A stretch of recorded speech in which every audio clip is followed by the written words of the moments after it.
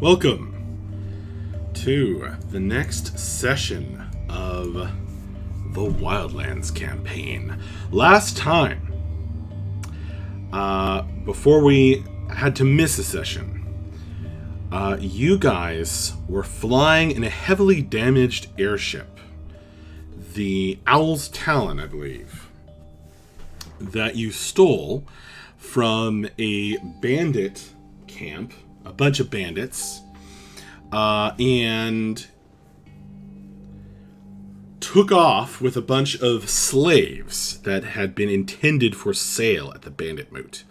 Leaving the camp behind you in flames, you fled across the landscape, crossing mysterious desert ruins, grassland, a strange forest fortress full of trolls and unicorns, and crossed some more forest to reach the floating obelisk. You headed this way because you heard that the pirates who had essentially rented this airship, this flying ship, from a powerful enchantress.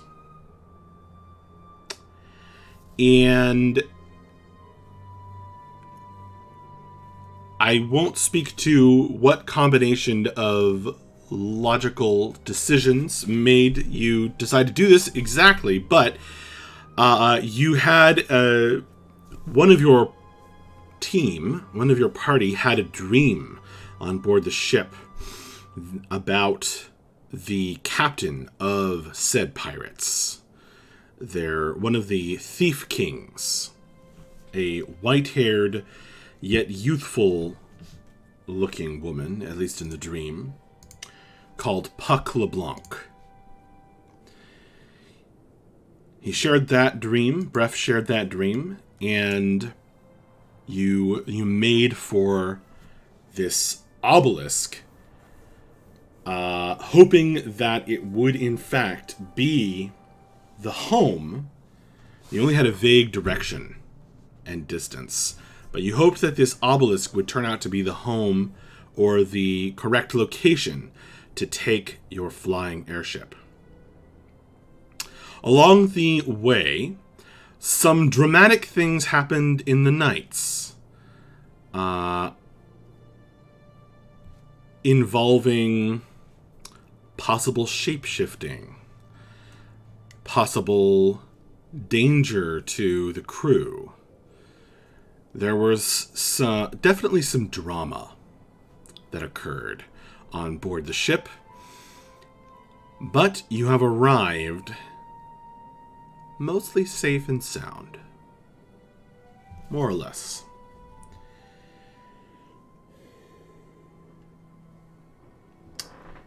And now, you see before you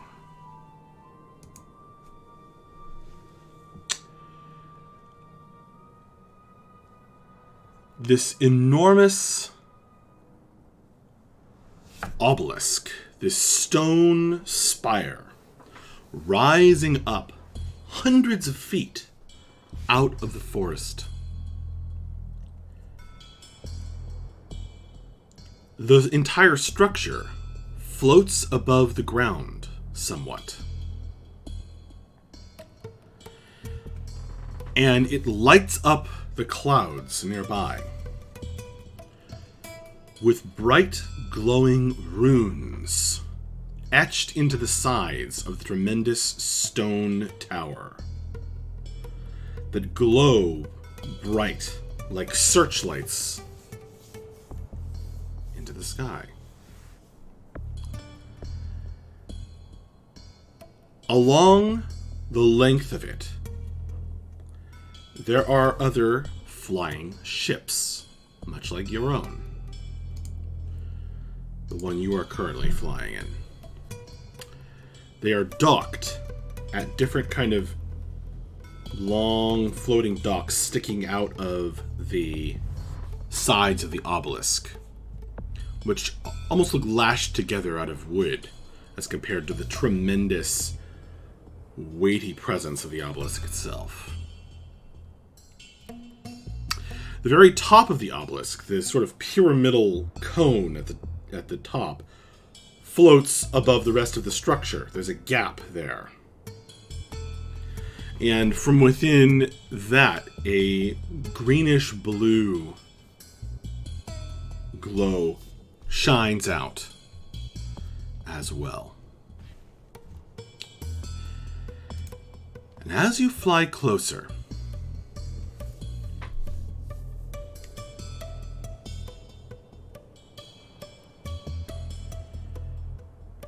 somewhat in awe at this tremendous sight, a voice speaks inside your minds.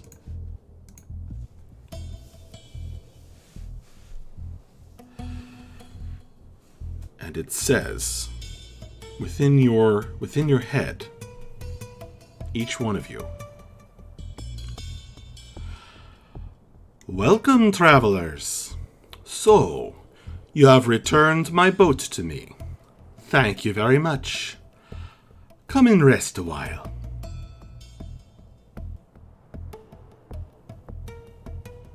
It is a female. Thank you very much, ghost voice.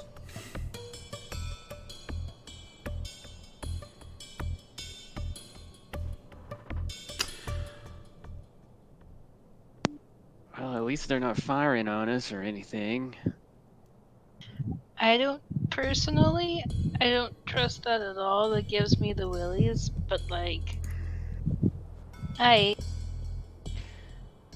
well, I wouldn't suggest leaving here with the boat.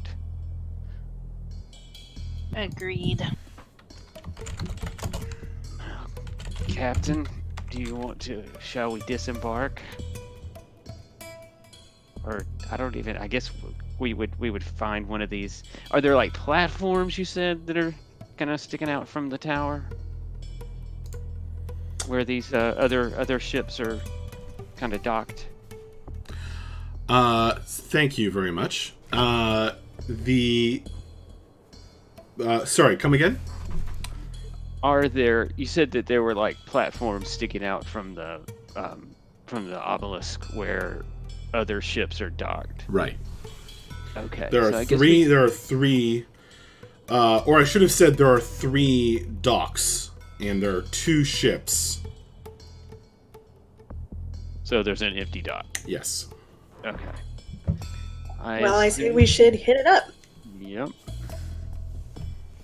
Let's dock. Everybody dock. So, Bref. I hear you mildly confused.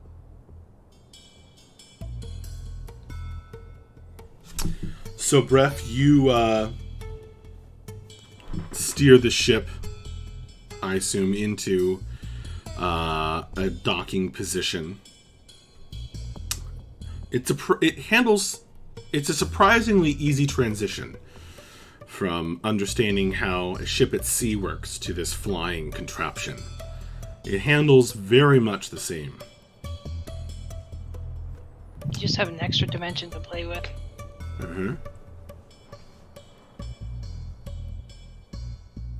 But can I invert the y-axis?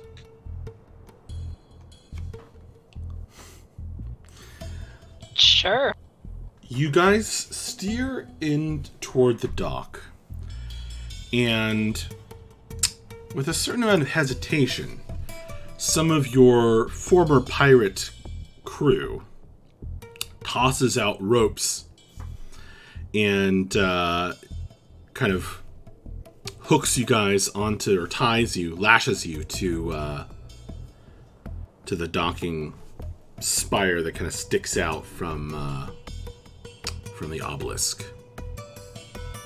You can see that this wooden series of poles, rather precarious to walk upon, nevertheless has kind of some planks crossways along its length.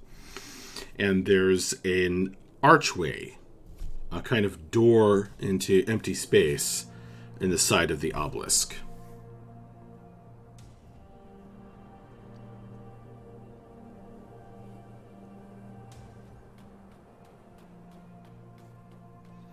And a figure appears in the archway.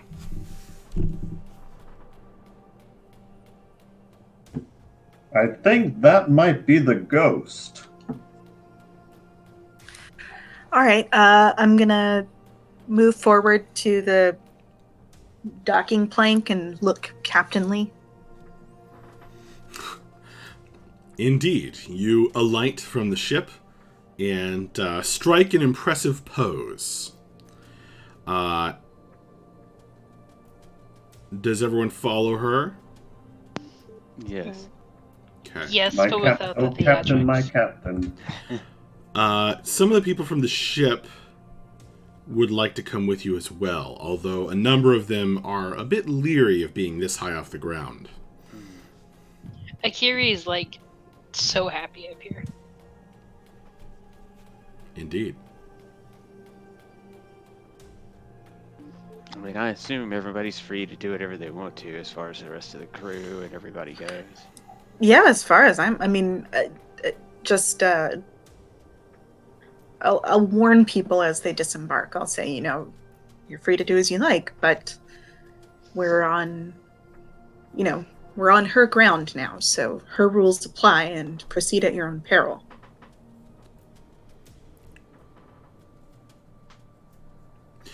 Well, Orinar is going to come with you. You mean Orinar is going to come with breath? Mm-hmm. As well as the elf who you spoke to, one of the slaves, and 2 of the pirates. Alrighty.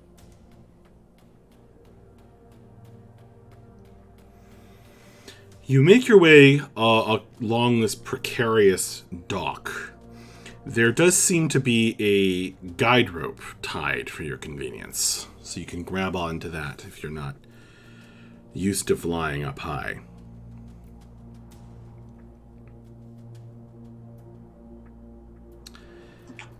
How different is this compared to just being, maybe up on the ropes of the ship during a storm or some such?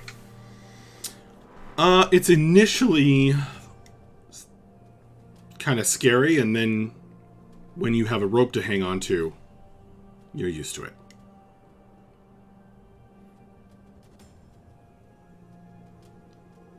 It's just a bit higher up. You can see the canopy of trees way down below you, a sea of green. You walk along the dock, led by Bella, and get closer to the archway. This figure in the archway is rather odd as you come up to it, Bella. It does not seem to be a proper person. It's kind of humanoid shaped,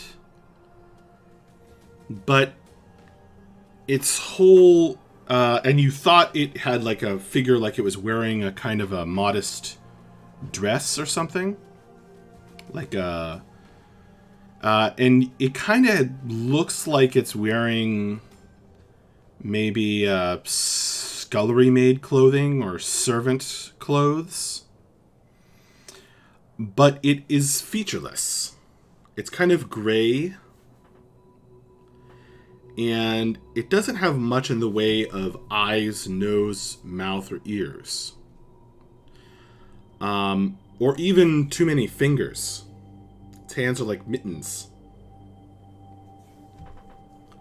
And as you approach, it kind of gestures like this. Alrighty. Okay, so I thought I was joking about it being a ghost, but I imagine we follow our captain. It stands to the side and kind of gestures like this.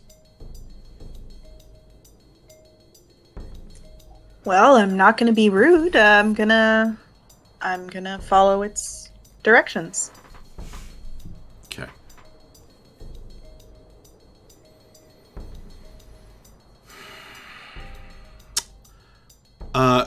Everyone who is proficient with Arcana, please make an Arcana check as you enter through the archway.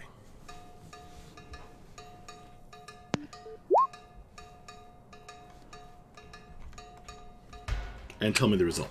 2. I think that's only Bella, actually. Okay. What, really? Yeah, I think so. Yeah. I think probably Krim was, but You're lucky I'm Maybe. so amazing then.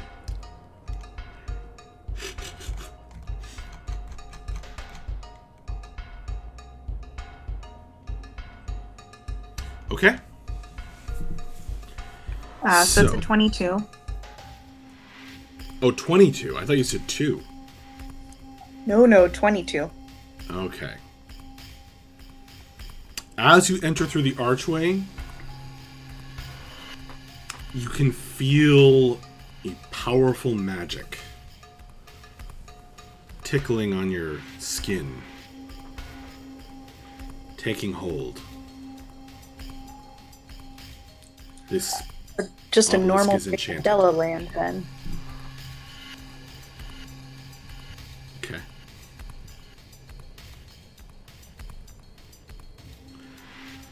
Within,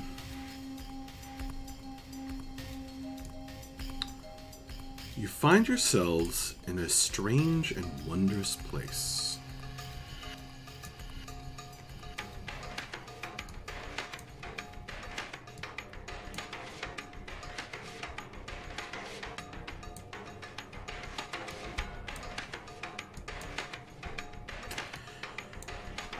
There are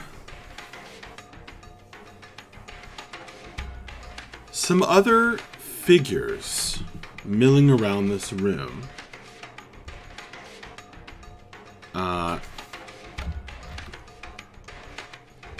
That is to say, this room. is it black for everybody else or just me? Yeah. Oh, is it black? Yeah. Yeah. He said it was wondrous. He didn't say whether or not it was very, very dark. It's behold a wondrous void. A wondrous void indeed. Cool. Well, then I will I'm gonna more totally judiciously reveal. resist. I'm gonna totally resist making a wondrous void joke. Y'all should all be very proud of me. Good job. Yeah, I I'm making mean- it easy. You could.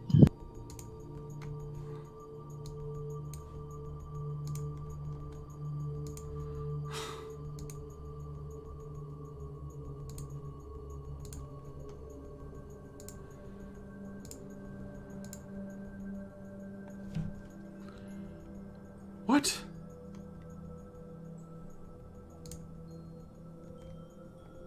Oh my god, that's so annoying.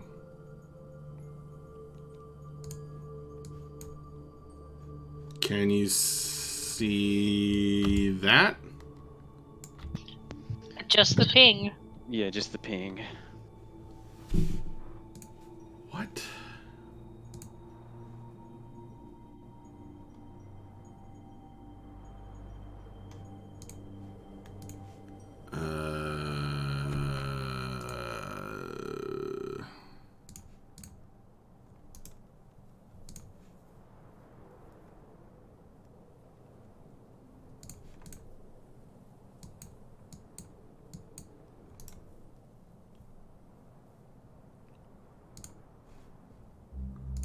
Seriously? Yep. Promise. Still black. And I've moved all around the map. Or, you know what? Yeah, black I'm zoomed void. all the way out and all I see is a black rectangle. Yeah.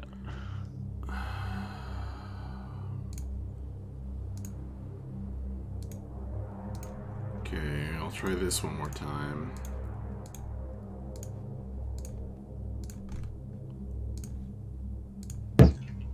And just check the stream, and something is showing up on the stream. So, Still nothing? No, sir. Well, that's annoying. Okay. There is the archway opens up into a chamber that is kind of has these oddly angled walls to it. On the far end are some steps leading up to a pair of doors. From behind those doors, you can hear some sounds. People talking, perhaps. Papers rustling.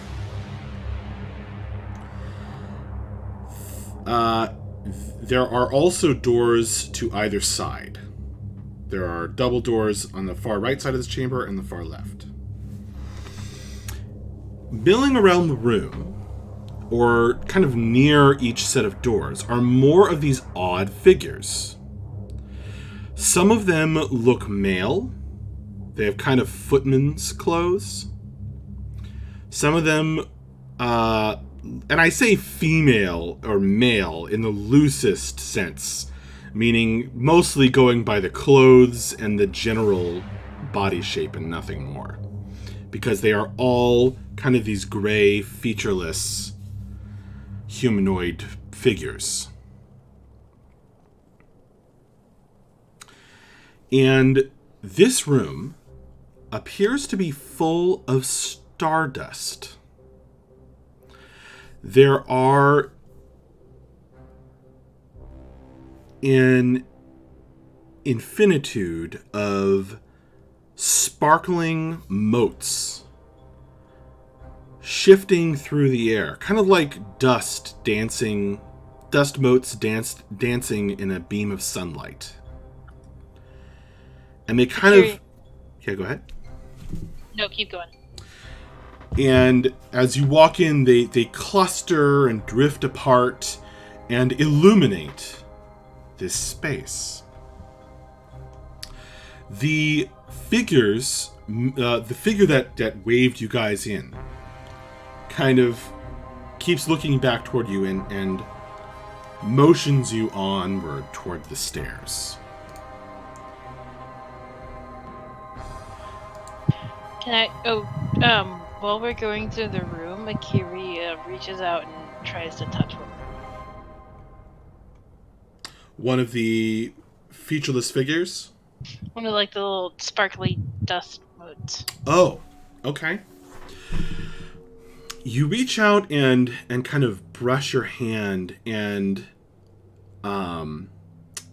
your hand passes through it. Kind of like they're floating spectral bits of light. Okay. Go ahead and make a perception roll for me. That's freaking weird.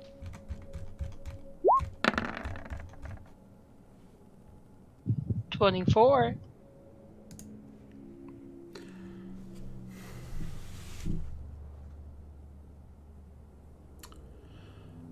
Once, a traveling tinker passed through town and stopped at Madame Lumiere's shop. And you happened to be there. And he let you look through one of the instruments he was selling. And showed you wonders in the night sky. He called them other worlds, spinning about in the infinite dark as motes of light.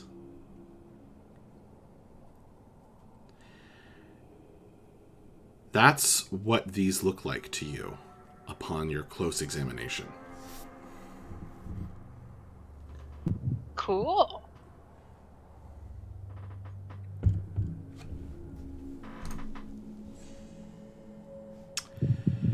The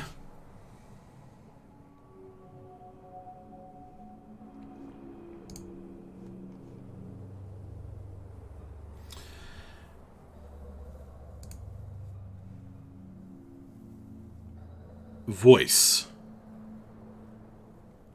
returns as you guys stride into this chamber.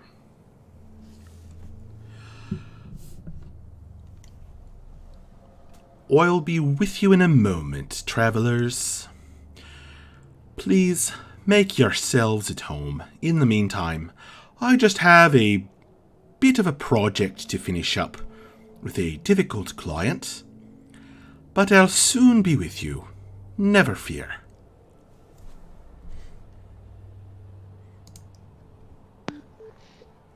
Okay, guys, it strikes me that we may be able to get this ship if we offer to help her with something.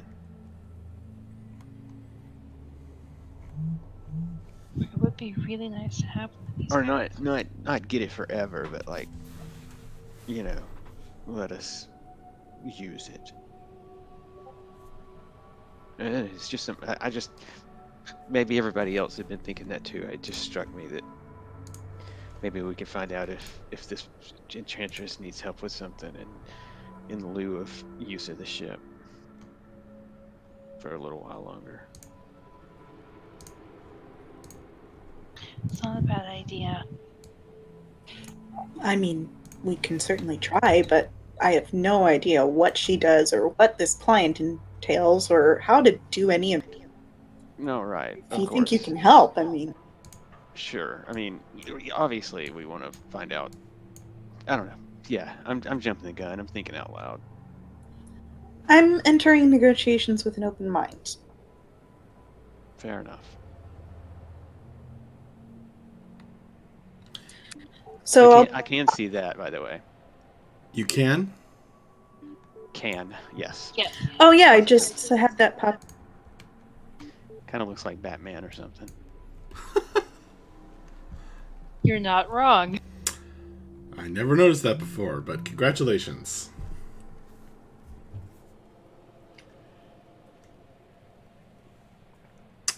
It's the Batman room now. The Batcave. Yes. So this strangely featureless figure is motioning you onward toward the stairs.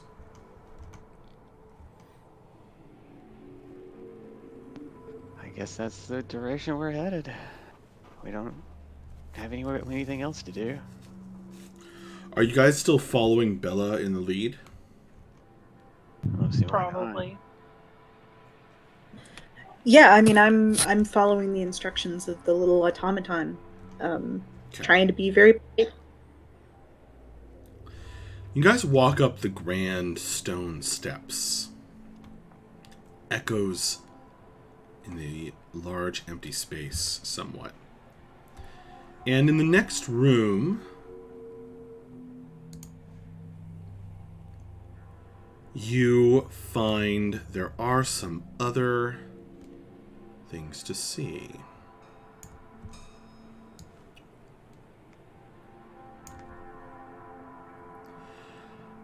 This appears to be a kind of a study or workshop. There are tables laid out with all kinds of strange-looking alchemical ingredients, beakers, glasses, measuring utensils. There are books and papers, scrolls, inks, incense, brushes, quills, everything imaginable that would make up some kind of magical or arcane workshop. And on one side of the room is this enormous open space filled with the same greenish blue light that you saw emanating from the gap at the top of the tower. Remember I mentioned that? Yep. Is it like a column of that light going like? Exactly. It's like a column of that light. Yeah. And it too swirls and shifts with patterns ever forming and unforming themselves. In this room, there are a few more of the featureless, as Bella called them, automatons, moving between various tables. However, there are also a pair of people. There is a man and a woman over here, poring over some papers on these two tables. Do you see where I'm picking? Yeah. And kind of speaking to each other in intense low tones and scribbling on their parchments. They look up in surprise as you enter. Akiri waves. Hello. I'm sorry to disturb you. We were just following the instructions given by this lady. The man smiles. Yes. He has a mustache, curled, except right. One side of it appears to be made of metal. And he has, on that side of his face, various metal elements. Like something around his eye, and kind of detailing his eyebrow. And then on his ear, on that side of his face. Does it just look like additions, or does it look like, It looks like his face? mustache was replaced with a metal stash on one side. So it's like hipster. But it doesn't look like he's like Two-Face, or like it's not. Not quite, no, it's not horrifying in that sense, but it's certainly odd. All right. Yes.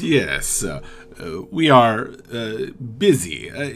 Pleasure to make your acquaintance. We will have lunch. Right. Well,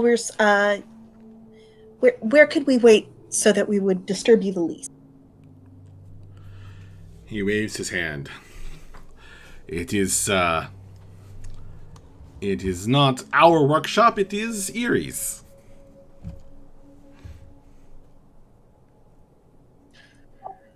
All right. Well, I guess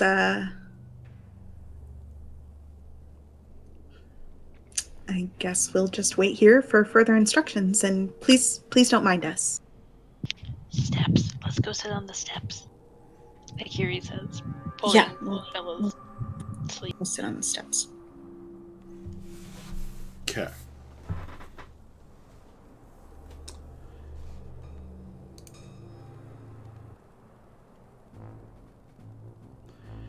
You wait for a while. The woman who is working with the man also has these sort of metal elements on half of her body, including kind of like these fingernail attachments. And she actually uses one of them to scratch as like an ink pen on her finger to scratch on the notes on these pages. She has a short cropped hair with this red lightning zigzag down the middle of it. Oh, that's cool. Interesting.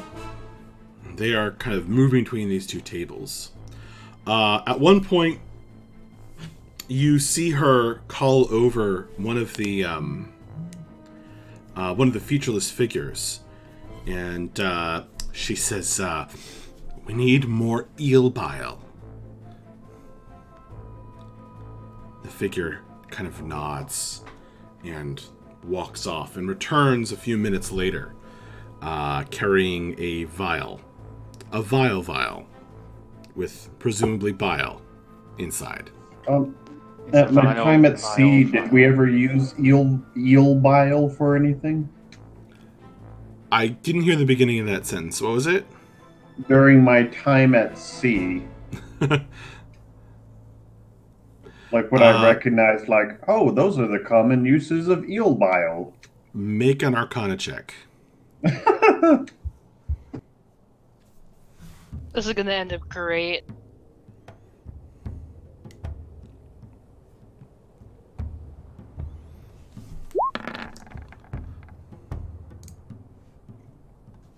That was actually not bad. A 13. Sounds For like breath, weird that's not landlubber bad. nonsense to you.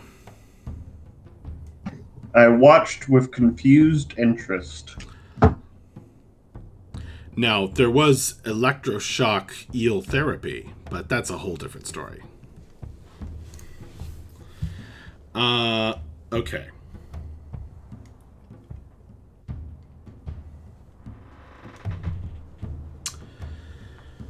At this point, you guys have been waiting about 15 minutes. The pirates who are with you are kind of getting impatient. Orinar is sitting as close to Bref as possible. On him.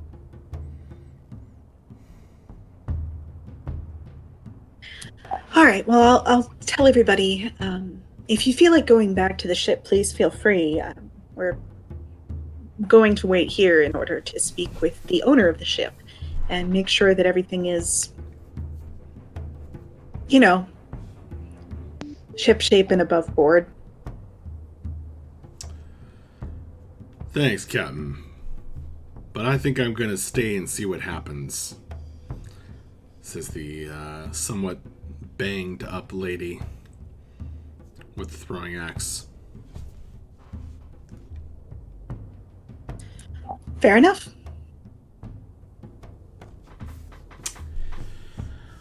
It's about a half an hour wait in total, if you guys continue waiting. When there have been many intense, muttered conversations between these two folks over at the other end of the room. And occasionally they'll call upon one of the faceless beings to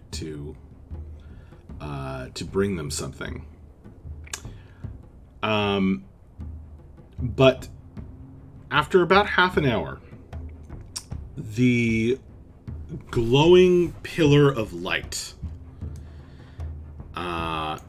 shifts.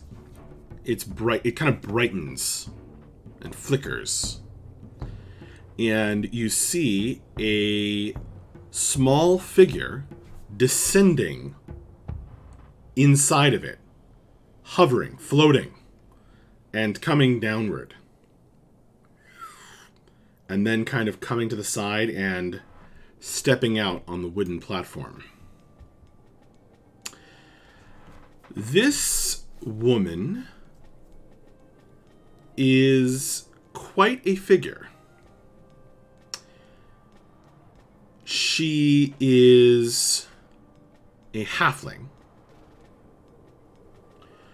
with bright red hair. She has her hair kind of in these elaborate braids falling around her silvery dress. And she seems to be wearing silver or glass shoes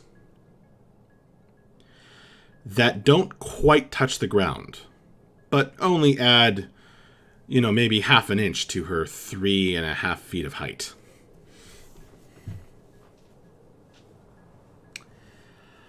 She wears a set of gleaming pearls and matching jewelry woven into her hair, her braids, as well as this gleaming necklace, rings, and bracelets that are these kind of almost organic shaped silver twisting forms over in like almost like silver was poured over her arms. And she holds out her hands and says, "Ah, my wayward travelers, you have brought me back one of my ships, and for that I am pleased. But it does seem to have come under a bit of damage in the process. Welcome back to the floating obelisk." Thank you very much. I think that I should first begin by clearing up a misunderstanding. We are not, in fact, your original clients. Unfortunately, they have found themselves otherwise belayed at a convention. We are here to return the ship, or perhaps speak with you about engaging its services slightly longer, if that's possible and amenable.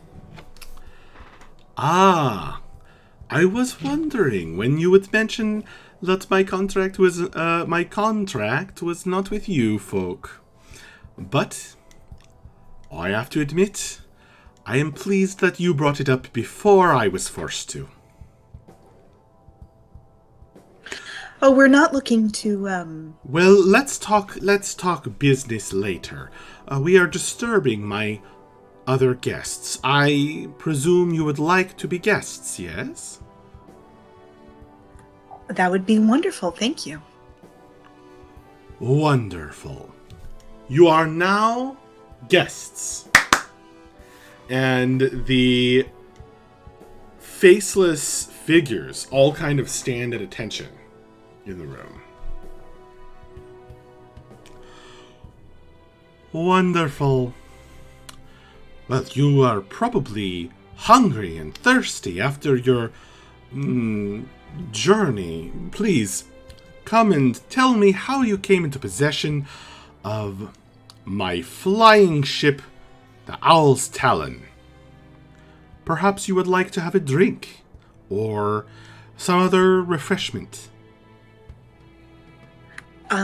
All of that sounds wonderful after being in the air for so long. We've been surviving on traveling food, which I'm sure is far inferior to whatever you have on offer.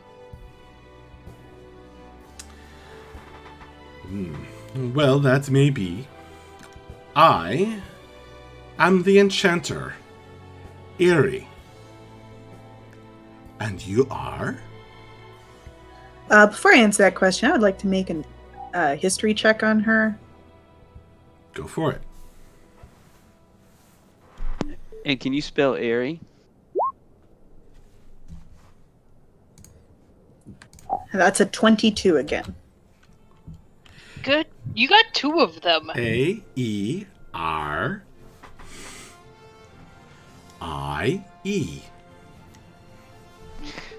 Thank you, ma'am. Oh, sorry.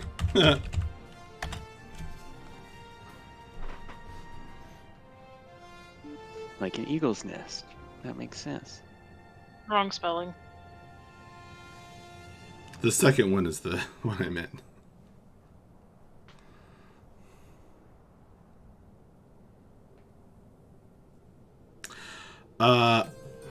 She says, please, come with me. And steps into the greenish column of light once again. Certainly. You guys follow her? The pirates, with some hesitation, also follow suit.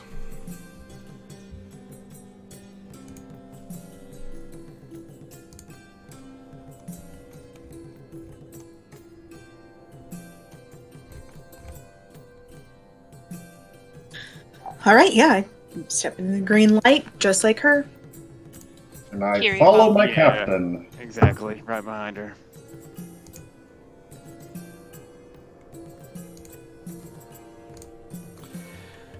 You find yourselves suspended, weightless, within this greenish light. And it kind of takes over control. You begin moving downward with her. In this greenish light. Presumably traversing the obelisk. And you see floors going by.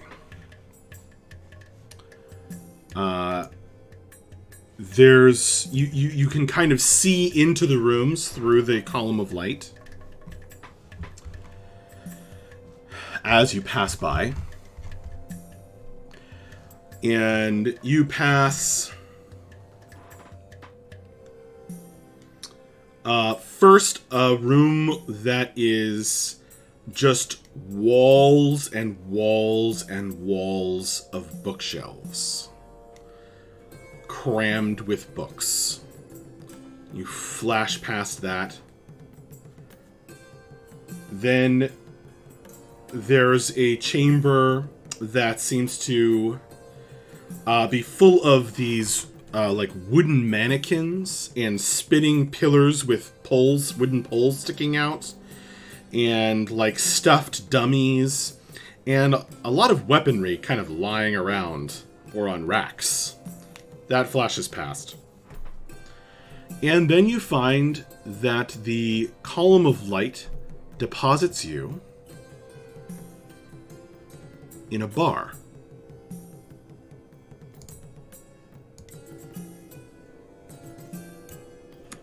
Cool.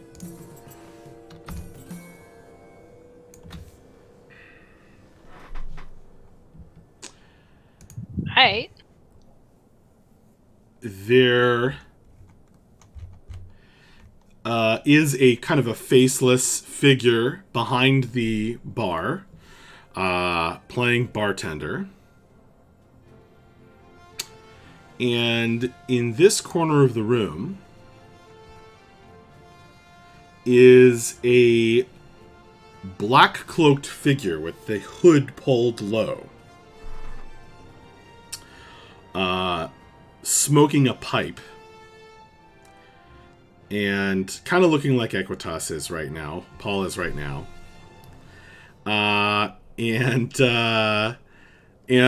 with a gleaming double-ended dagger sitting on the table in front of him. Looks up as you guys enter. And she says, good afternoon to you, Omok. Enjoying the spirits, I trust? He kind of nods. She says, this attire is not quite appropriate for the atmosphere. I'm sure you would agree. She grasps her pearl, one of the pearls on her necklace, and the whole outfit changes. Her hair is still in these bright red braids with the pearls woven into the strings of pearls woven into them. But her whole, from the top down, it kind of just shifts. And she is now wearing a kind of green dress with like a leather jerkin and elbow and knee pads.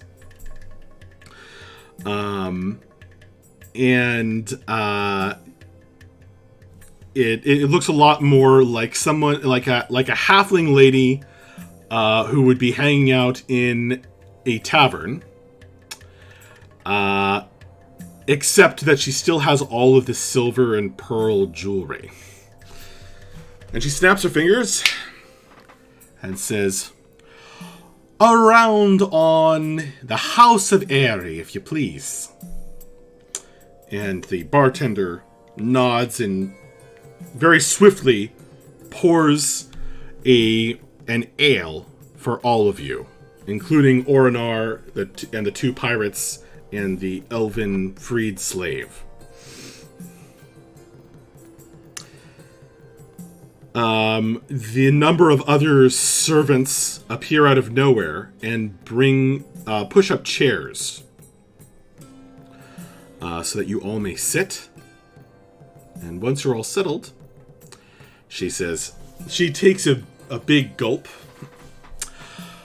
"Ah, that's better. It's been a bit of a stressful day, but I am very happy that you have returned my ship even though it wasn't yours. So, please, tell me what happened." Well, perhaps I should... Well, first things first, to get a little bit of additional business out of the way. Before you offer us lodging, as you have so generously, I should let you know that this is not our entire number. We have several more people who opted to wait on the ship until they were a little better apprised of what the situation was going to be. As it happens, the people who were previously engaging the ship were on their way to a slaving auction. And we took an alternative view as to how the people whom they were transporting should be disposed of. And you'll see, I'll gesture at the Elvish man here with me, one of the, in fact, two, Orinar also, of the people who they had waylaid, who we are now attempting to help get back home. Go ahead. So in terms of what happened to the people with whom you had the contract, well, they're still at the slave auction as far as we know. We left them there, and I'd imagine that they're significantly slowed down without your ship.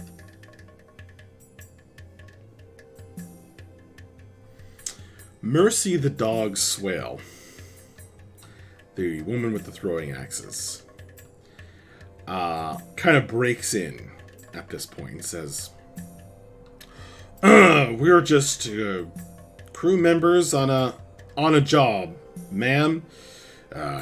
We be pirates, aye, but honest about it. Honest pirates, that's us." She looks at her compatriot for reassurance. Yes, we also have the swords. Several members of the crew who opted to come along with us. And they have been loyal shipmates of ours. We treat them and consider them indeed as any member of our party. But I imagine that they too would like to move on and find gainful employment elsewhere, since we are not usually in the habit of ship-running. She says, "Won't you have a drink with me?" Yep. I'll drink with her. Yeah, but if you're going to offer us free drinks, I mean, we should be guests more often. This is great. Y'all take a swig? I mean, it's definitely not the most mysterious liquor we've had. Equitus may look like he's going to take a swig, but he's not going to. Are you trying to actually hide hesitation. that? Yes. Make a sleight of hand check. And Bella, I realize I owe you an answer to your history check. He asked me for the spelling right then, and my mind just jumped to 5 other things, and I forgot to tell you, so I'll give that to you in a second. Okay. I got a 20 on sleight of hand. You all take a big drink, except Equitas fakes it. Akiri just takes a small sip. Carrie takes a small sip. It is the best ale you've ever had. Better than Mapra's? Hold on. Hold up. Better than Say the same Mapra's, thing. though. It is as good as the Angel Brew that Mavra made. Different flavor, you know. It's not, I don't know how Mavra would describe it, but I imagine it is kind of a sweet ale. This is more hoppy. It's a little bit stronger, but it is no less delicious. And it slides down your gullet with the best warmth in the world.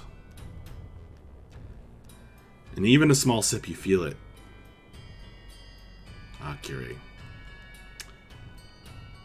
We have a themed, for the season, song playing in the background. The Equitas, this red-haired halfling, gives you a kind of a sidelong glance with her piercing green eyes.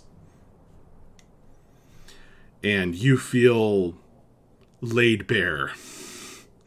You feel as though your pants are unzipped, like exposed. Oh. So I was caught, huh? Okay. Then I'll nod at her and go ahead and take a drink. Okay. She seems satisfied by that. She says, I mean, at this point, I saw everybody else take a drink and they didn't fall over dead, so I'm satisfied. She says thoughtfully, well now, what my clients do with the ships they rent from me is none of my concern most of the time. But I can't say that's a particularly pleasant business. The thing is, you've brought my ship back damaged. Quite badly damaged, and poorly repaired to boot. So I can't say I'm particularly pleased with how that turned out. It is nice to get it back early, of course. That's always nice. But how are you saying you've are you bringing any trouble to the House of Airy?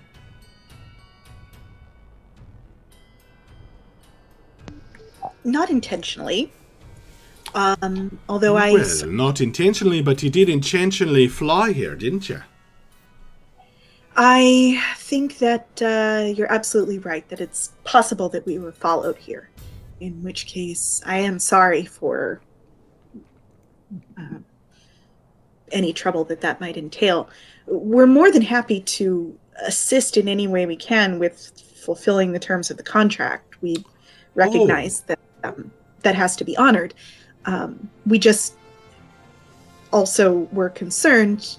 We had been told by the crew that the ship did not belong to the original captain and had to be returned, and so one of the reasons we're here is because we were worried about the possibility of not returning your ship timely. Well, that was a wise move. You should all listen to this one as your captain. She's got her head about her. That's why she's the captain. You have the support of your crew, and for that I respect you. Well, I am so pleased that you offer to fulfill the terms of the contract. That will be 50,000 pieces of gold, please. Jesus Christ. For fulfilling the end of the bargain and the cost of repairs, of course.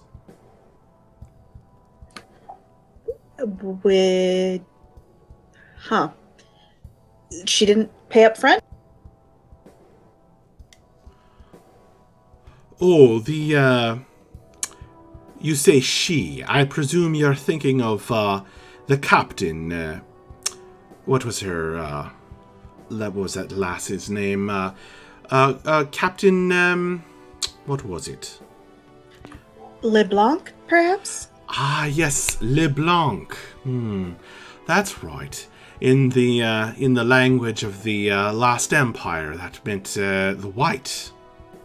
Well, in any case, yes, I suppose since you have stolen and returned my ship to me, you wouldn't know that the deal is partial payment up front, and then there are terms depending on damage coverage.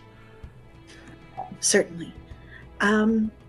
Well, I'll be honest with you. That's a lot of money. I wonder if it would be possible to trade in kind as at least a payment? Trade in kind? Why, yes. I do think that is something that we do around here, wouldn't you agree? And the one she addressed as Omok, in the black cloak and hood, kind of grunts from the corner of the bar. Oh, shush. You're having the time of your life.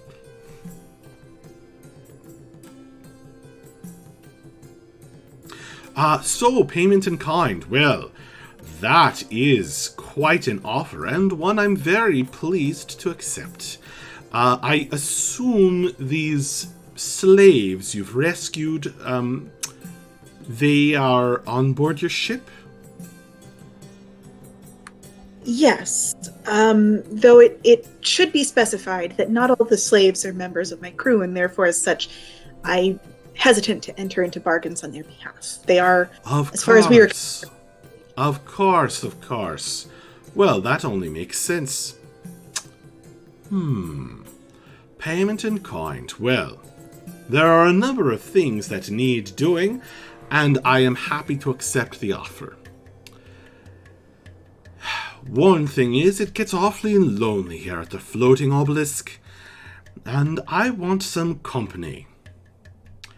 So, I hope you'll all be happy to stay with me for a time.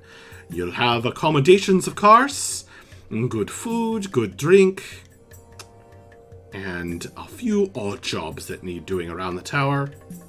And then we'll soon have you back on the road in whichever direction you're pleased to take off to.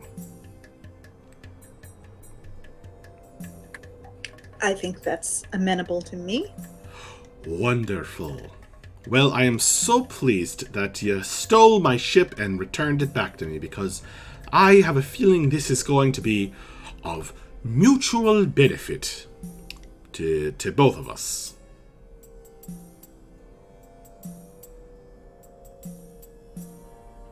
I'll drink to that. Yes, indeed. Let's all have another drink to that. And as you take another swig, you made a history check.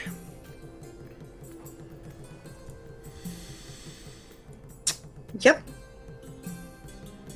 22. The red hair, the accent, the way she talks about old empires, the flying ships. Remind you of anybody? Straight. Very much so, yes. You haven't ever heard of a particular culture that would match up with this, but you're beginning to suspect there may be one, or have once been one. You remember, guys, when we first heard about these flying ships, I tried to get to the bottom of whether Stray was connected to Captain LeBlanc. I just want everybody to stop and think about how smart I am. Yes, that's all we ever do. Constantly, that's what's going through my head. I don't remember, but okay. To be clear, she looks significantly older than Stray did.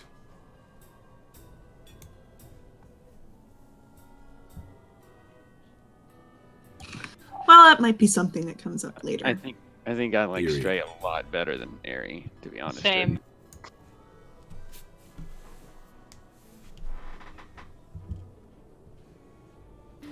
Airy is eerie.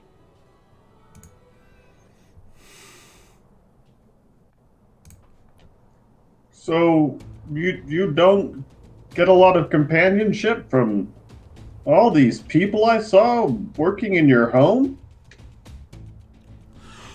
Oh, well, of course I do. Of course I do, lad.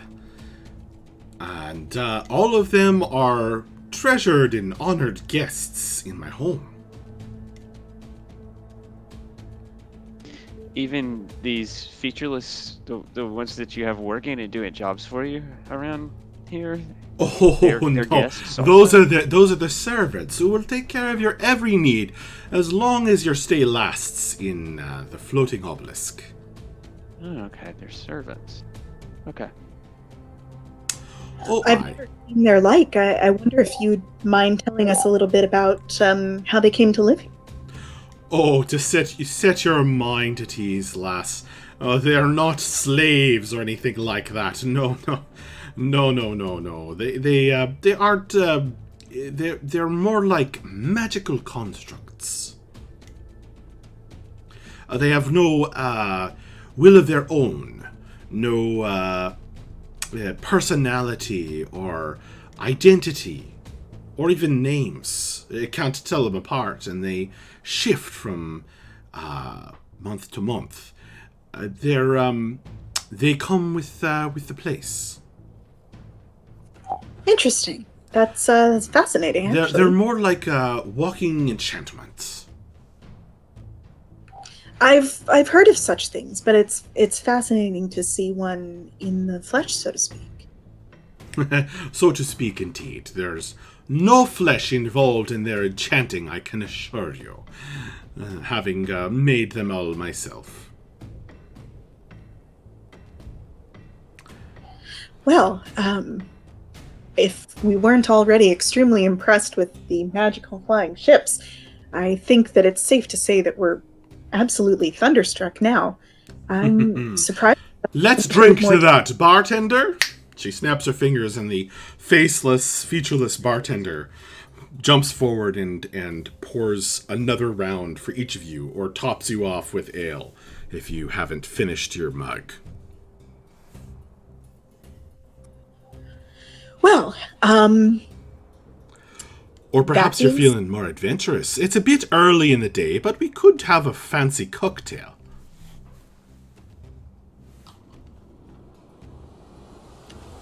I think that the ale is plenty for me for the time being. Of course. You are probably all tired after your journey, and having to negotiate with a peerless enchantress such as myself. Why don't we get you all situated with some rooms? And I'll show you, oh no, I've got another appointment.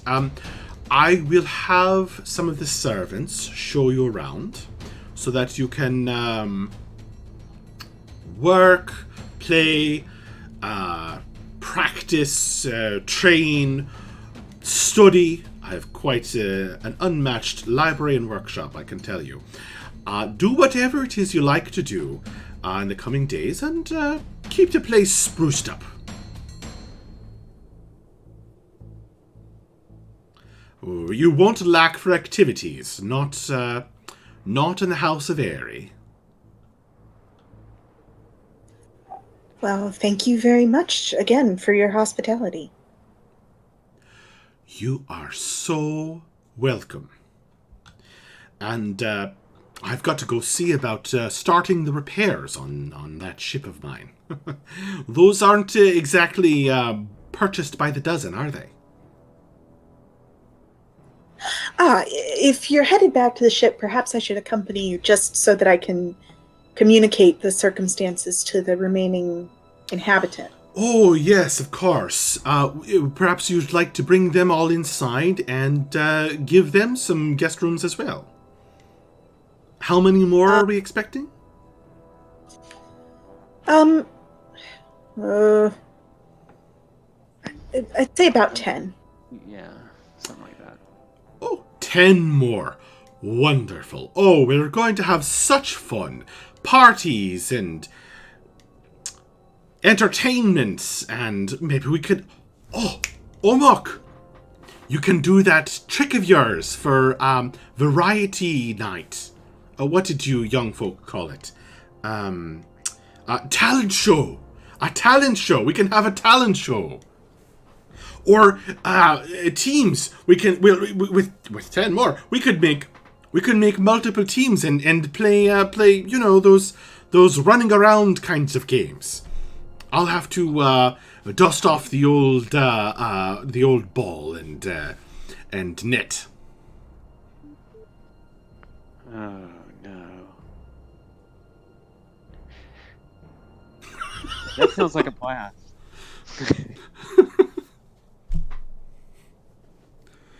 Omok, from within the depths of the hood, lets out a puff of smoke.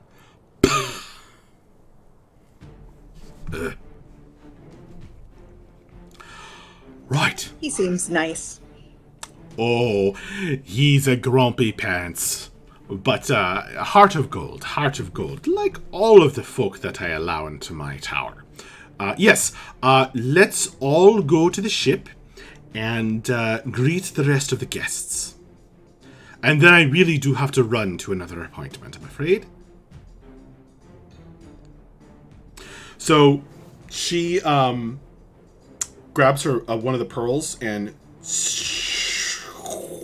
changes back into this silvery gown and glass shoes, and ushers you all into the column of light, which brings you up. Omok kind of toasts you as you leave, raises his glass, and then downs it. Akiri waves. His hood falls back, and you see he's this kind of ruggedly handsome guy, unshaven, human, with a scar on his cheek here.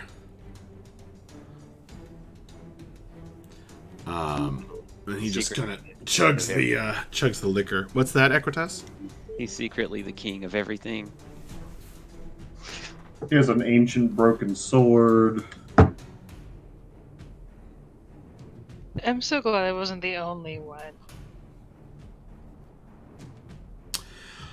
You pass by all the various and interesting floors I described within the obelisk. Return to the ship, and in her silver regalia, after you coax the somewhat fearful freed slaves off of the boat, they are extremely relieved to be greeted by this charming enchantress and to be shown to beds and hot food and everything that these people have been missing for quite some time.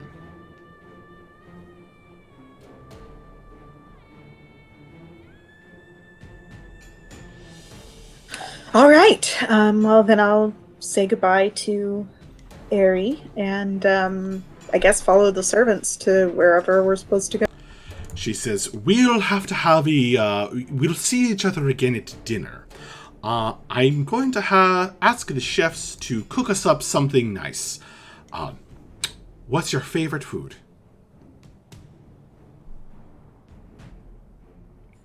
Anybody? The elf who's been following around this whole time says, I once had something called a turducken. It was decadent and delicious. Akiri pulls a face. We can have one of those. But let's not make the other guests uncomfortable. Don't worry, dear. It doesn't come from a real animal. It just tastes like it.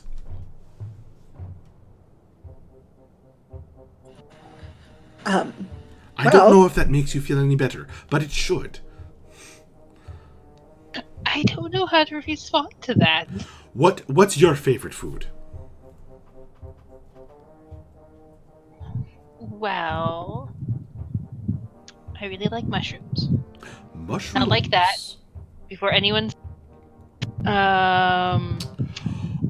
there's this... I once had a guest by the name of...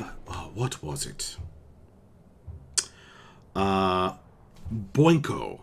Very silly name. But he had a nose for truffles.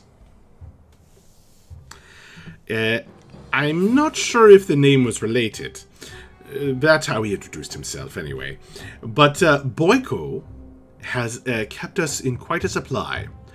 How about some truffles? So, Boinko is still here? Oh, no. He's not a guest any longer. Okay.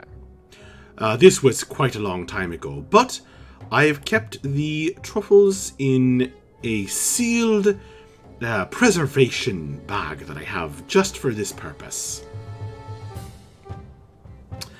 And we shall have some at dinner tonight. Will that make you feel better? That sounds delicious. Excellent. And I'm going to introduce you all to my favorite drink, coffee. But for now, I bid you all adieu, because I must rush to my next appointment. All of you folk who are former slaves, you're free. Amuse yourselves however you will, but I must go. And she steps into the column of light, leaves you guys in a kind of a bedroom area, which, just for the sake of ease, is right there. So there's all these beds, kind of like an inn. There's all these beds and rooms, and there's one floor that's entirely guest bedrooms, which are, compared to how you guys have been living for the last few months, luxurious. Feather beds. Thick carpets that your feet can sink into. Chests in each room to hold your stuff. Dressers to put clothes in. And as you guys kind of check these areas out, 5 or 6 servant beings approach the various groups and hold up these little slips of parchment that say, give me your dirty clothes to be washed. And they also have, like, armfuls of, like, bathrobes for people to wash the dust of, as it says in your mind, wash the dust of travel from your weary bones. Akiri is so freaking excited for bath. Yeah, I'm in my element right now. Yeah, This is what I have been wanting. Yeah, this is pretty sweet.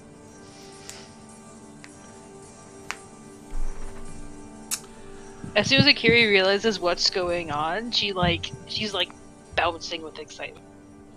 I mean, but honestly, still, I'm like, this is sort of like a Venus flytrap. I'm looking around.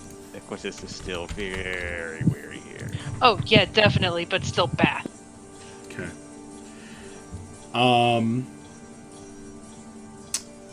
You're looking around. Are you looking for something in particular?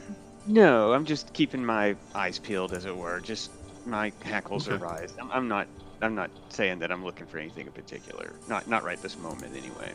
Okay. Make a perception roll for me. Okay. 21.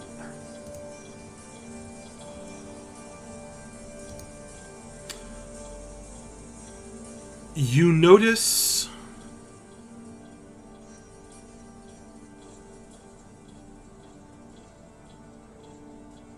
that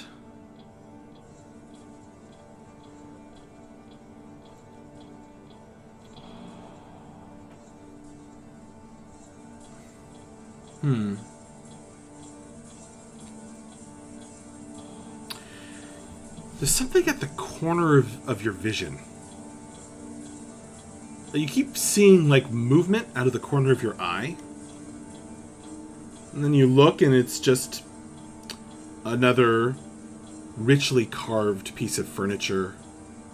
Or a window out over the broad expanse of forest canopy. Mm-hmm. But you keep, like, looking around, thinking you catch, like, a shadow moving or something. Okay. Nothing there. Okay. I would probably keep that to myself unless I actually saw something. But I would assume that people would probably be able to notice that I'm doing that, though. All right. So, what do you guys do? Do you take baths? Give your clothes? Do you rest? Yeah, I'm all there. I get a hot bath going and a fuzzy bathrobe, and I ask for a cup of A cup of what? tea. Tea. It just cut off. Okay. That is all taken care of. And not only that, but the tea is delicious. Some of the finest tea you have ever had. That's I'm never one for personal hygiene, but I'm also not going to turn down a hot bath when a hot bath can be had. So, you know what? Bruff's going to get pampered.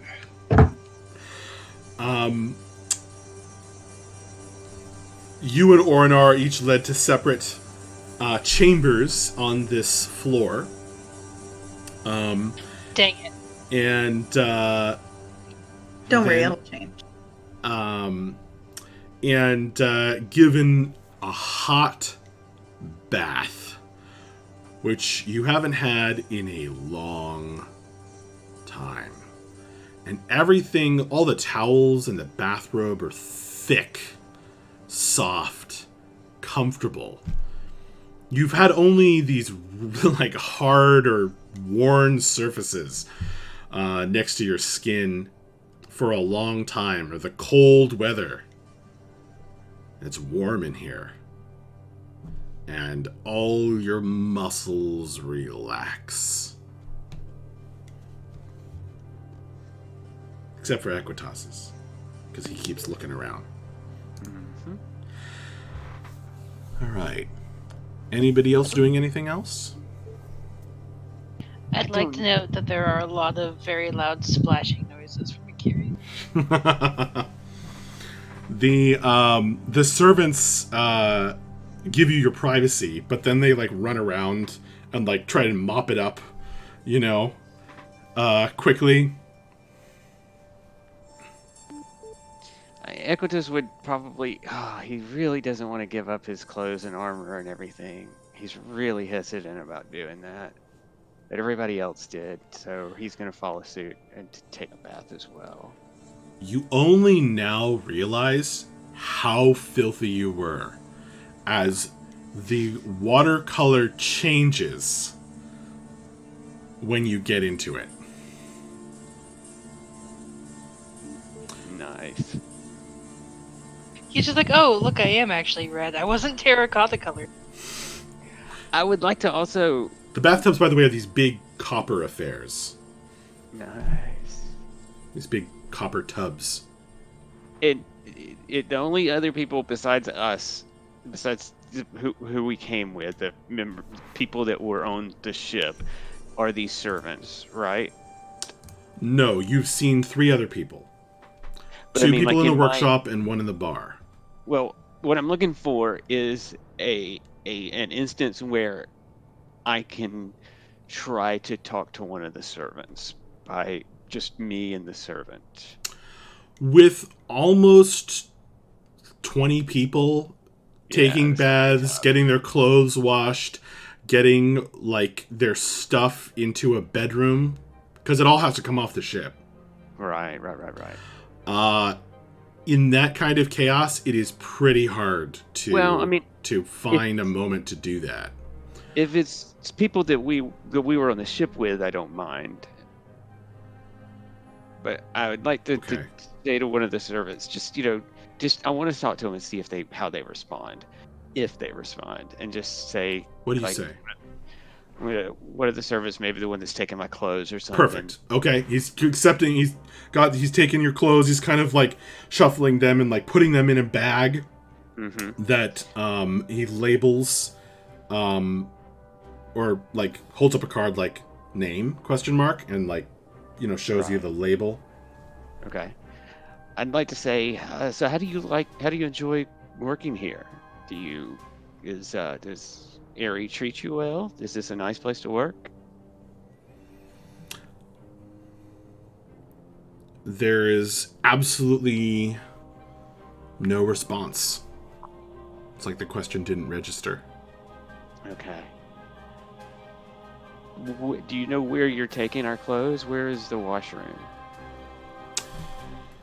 He kind of gestures like this. Follow. It's like, okay, I'll follow. Oh, shoot. Yeah, I'll follow him. You are led kind of around to another part of the Obelisk Tower and the same floor, where there is a series of odd mechanical objects, which are kind of being operated by this one faceless, featureless gray figure, kind of in vaguely washerwoman-esque clothes. It looks like the clothes are actually part of their body as well, and they're not really something on top of a person. It's just like part of them.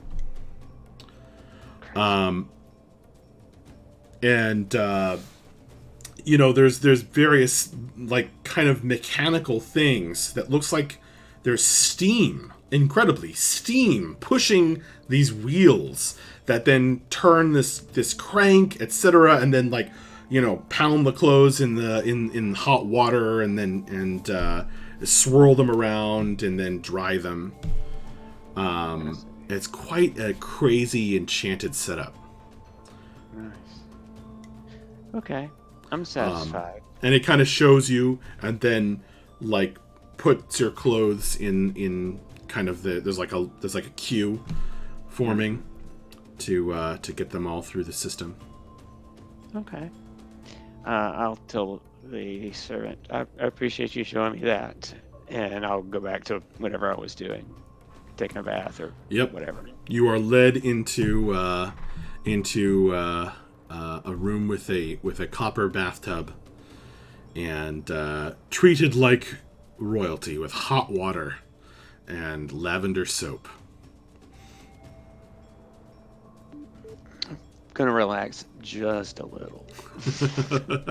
You really can't help it. It is absolutely marvelous.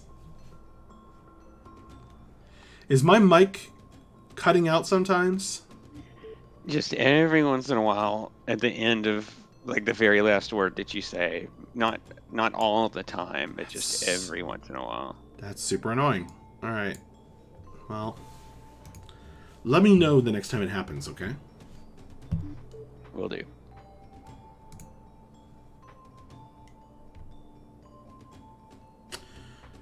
Okay.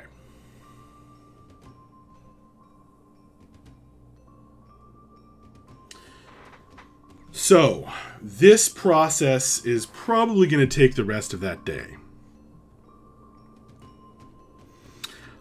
Between getting everybody situated, and of course, there are things that come up, Billa, because people come to you as the captain.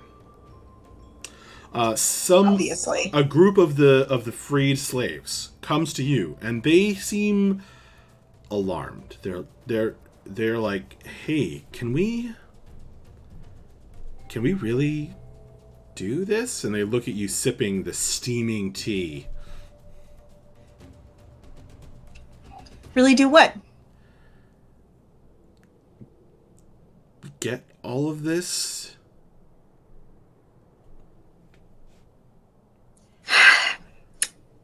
I don't entirely understand what's going on, but I'm planning to have a meeting with the Enchantress Aerie this afternoon, or evening, I suppose, over dinner, to hopefully get a little bit more clarity. Until then, I have decided to take her generosity at face value and enjoy everything she has to offer, unless we find that we can't come to terms. Okay, but she's not gonna, do some evil stuff to us because we ate her food or something?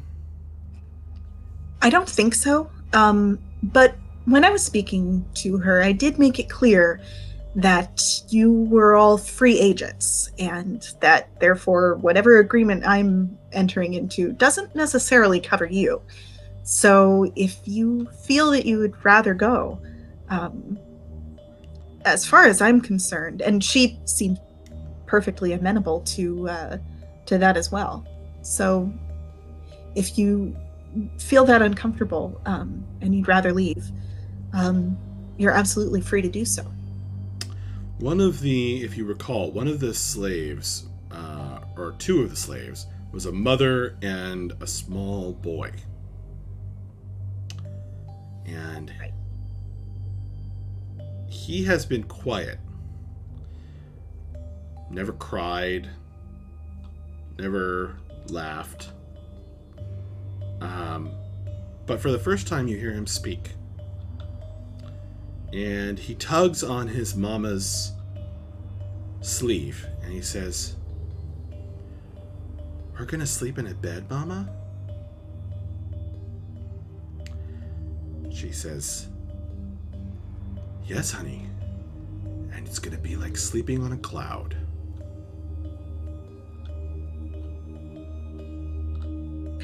Listen, if any of you see anything or experience anything that makes you uncomfortable, or raises any concerns, please do come tell me or any of us as soon as you can, because I don't really have a lot more information than you do. So far, she seems trustworthy to me, but it's the first time I've met her, so we're all in this together. Oh, only I'm more in it than you are. I'm the Kraken, and I say she is fantastic. The drunken halfling pirate, Oswin the Kraken Morton, seems to have been eavesdropping on this conversation with the small group of freed slaves.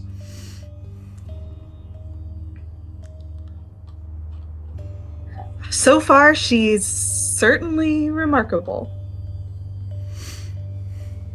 Remarkable, heck. She reminds me of old stories. Oh, aye. What kind of stories are those? The sort that can be told. We have been found by an angel of booze.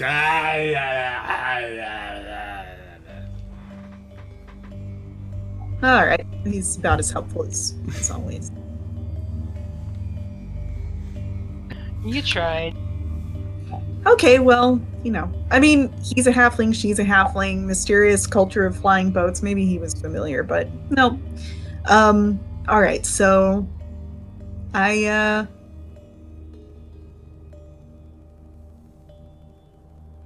I think unless they have any other concerns, I just, reassure them, like, if you see or hear anything that's strange or disturbing or even just makes you feel slightly uncomfortable, come get me any time of the day or night. Nobody has any current objections.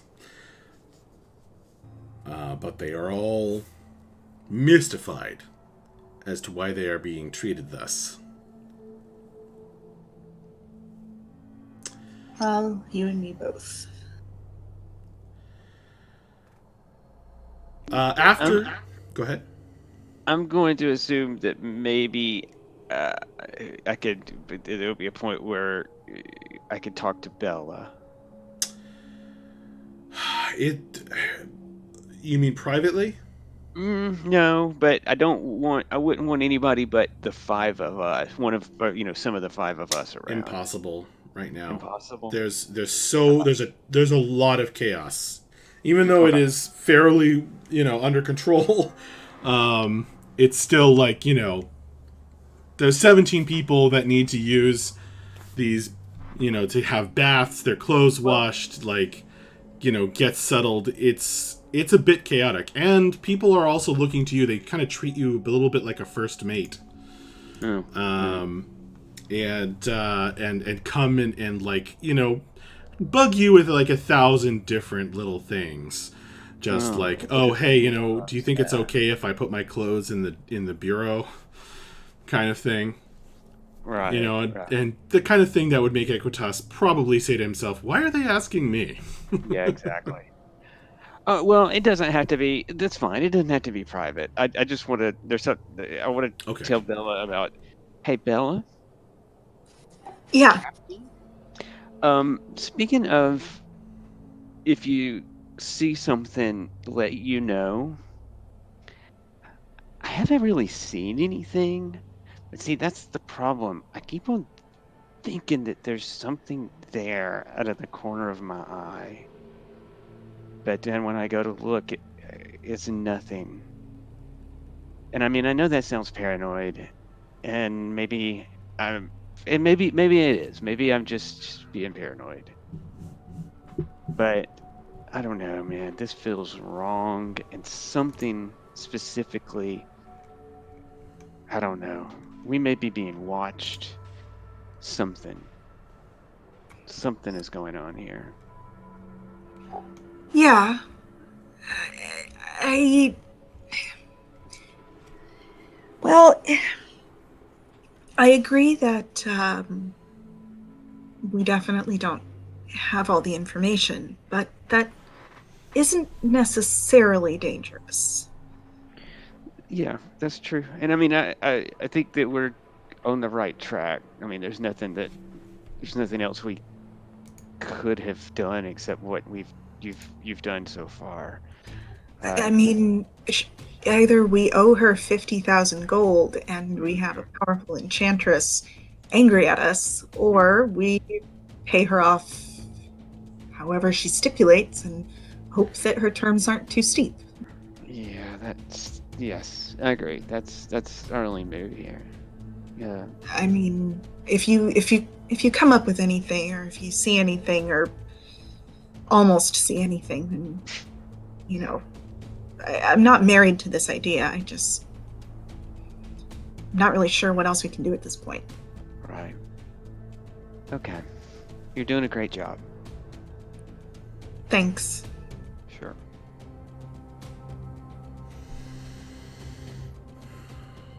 Well, after everyone has had a bath and had their clothes started to being taken care of, everyone has rested and gotten situated in their new living area, a voice breaks into your thoughts. It's dinner time, dearies, and I'm afraid I've gotten a bit busy, so I may not be able to join you at the beginning. But please, have a good time, introduce yourselves to one another, and get along beautifully. You're all treasured guests here in the tower, and I want you to feast and make merry. We've had a large addition to our guest list today, so please make our new friends feel welcome. Talk to you soon.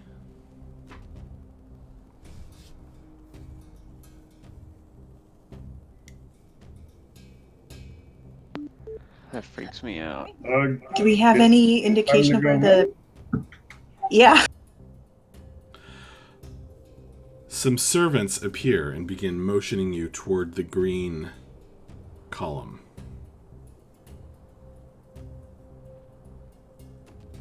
Do we eat the servants? I don't recommend that.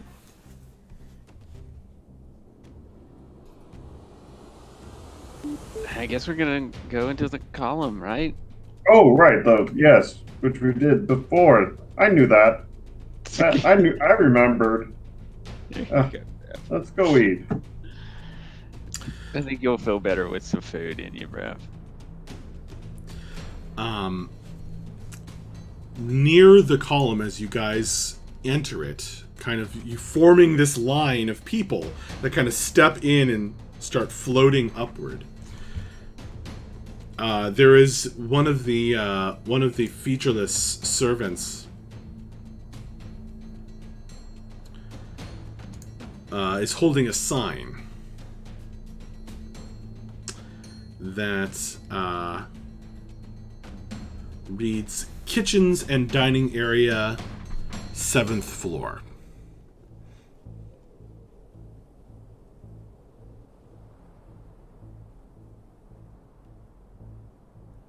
Alrighty. You float up the column of light and are brought to a sumptuous dining room. It still feels homey somehow. There are tapestries and kind of bear skins hung from these statues around the room.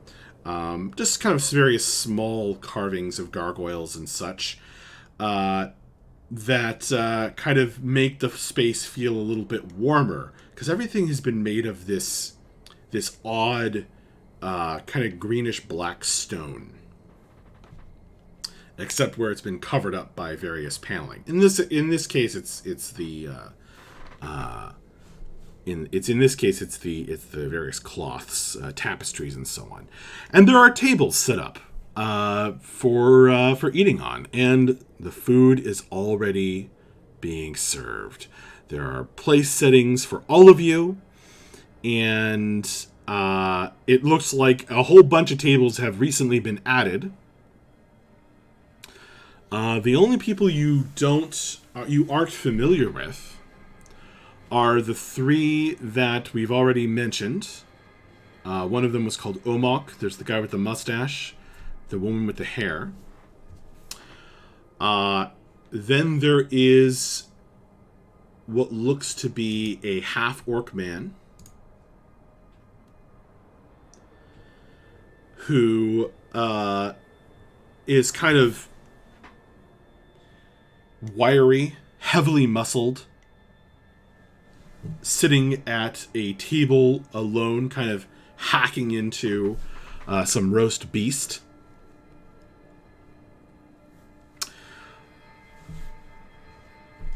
As well as a group of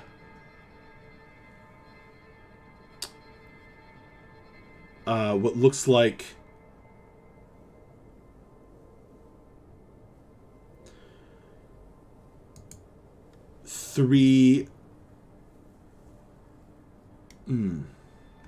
three women at another table who all are elves or half-elves and are wearing these they almost look like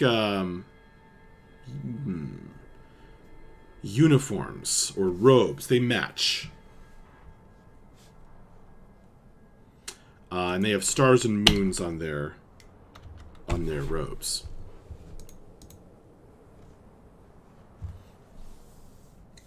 And then all the rest of the tables are clearly for you guys. Your large group. And you kind of all sit wherever you like, and they start bringing out food. Each of you that named a specific favorite food to Aerie gets that served to you on big platters. Specifically. Although there is enough for all.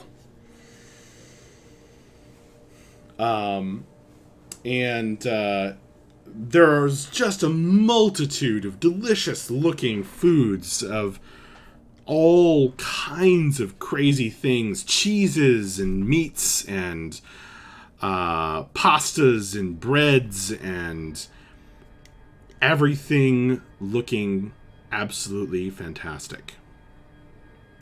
There is at at one end of the room, kind of like situated so that all the tables are somewhat near it, but not really close.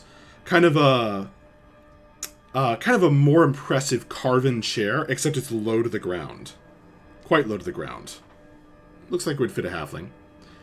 And it kind of has these silvery elements to it, like kind of silver wire wrapped around parts of the carven wooden chair. And that one is empty.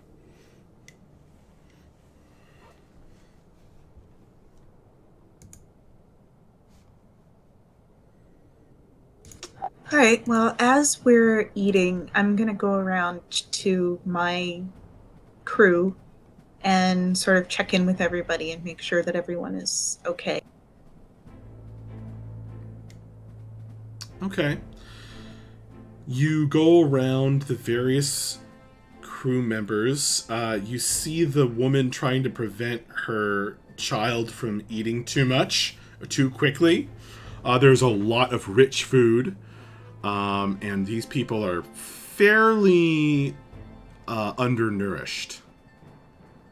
Although it looks like Orinar and Sally are both relatively well-fed and healthy. Sarah, maybe? I meant Sarah, sorry. Got my SA names mixed up. Another pet name, you guys. Sarah and Ornar are fairly well taken care of. The rest of them are pretty undernourished. You go and check on them. She's trying to control her kid. Some of the other people are just kind of stuffing their faces, drinking. Conversation begins flowing.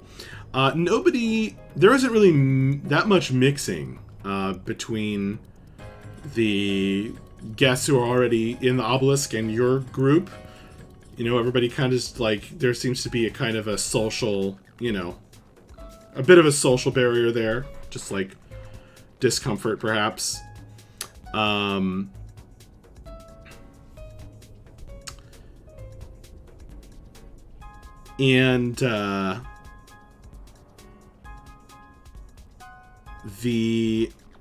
But the hall starts filling up with laughter and chatter, and as alcohol is flowing freely, people's tongues begin to be loosened.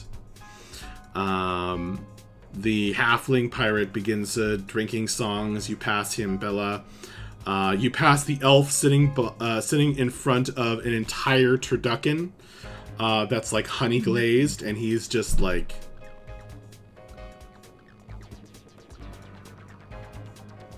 He hasn't even started eating it yet. Cool.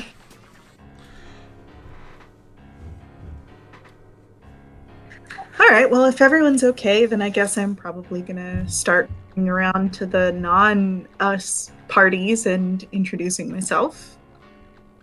But everyone else, feel free to do your own thing too. I don't want to bogart the whole conversation. Okay.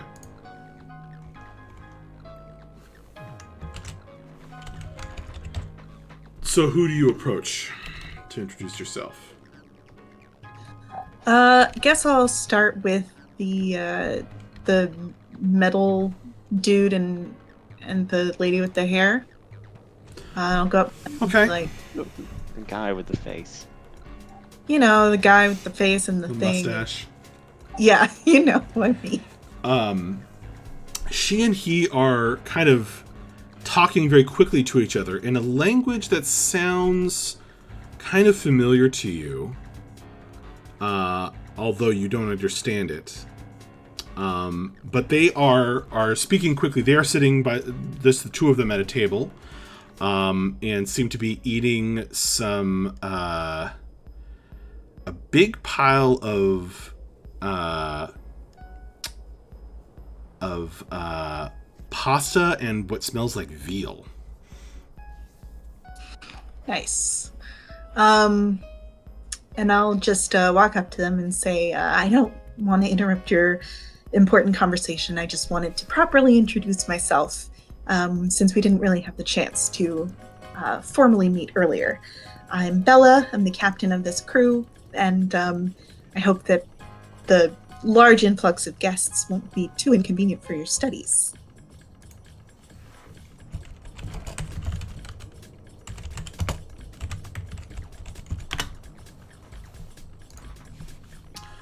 The man looks up first and smiles and nods. And he says, hang on a second.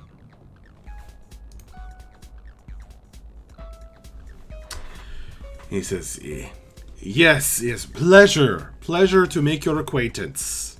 Bella, very beautiful name. Welcome. Yes, we are studying and working, and eating. Yes, eating. Yes. Well, as I said, I didn't want to. I don't intend to interrupt you. I just didn't want to be rude. So, please, have a. Oh, my name. Yes, I am Dawn Winterborn. Pleasure to make your acquaintance. And as I said, I'm the captain of this little crew for the time being, anyway. So if oh, and this is Fletcher. She is Fletcher, my assistant. Pleased to meet you. I wonder if I could ask a personal question. I can't seem to place the accent. Where, if I may ask, do you hail from? From the south. That would be it. I haven't spent much time there. And yourself? Well, you know, I'm not really sure. I spent most of my childhood traveling from city to city. So A I citizen of the Wildlands, yes? Exactly. Yes, the whole Wildlands. Well, I wonder, you may have something in common with my friend over there, sitting behind the giant shiny bird. He's also hails from the south. I'm not sure. Akiri's not that shiny. I No, meant the she's dead just one. curly. And he also hails from the south, and I wonder if perhaps you might be from the same. Oh, it is remotely possible, but I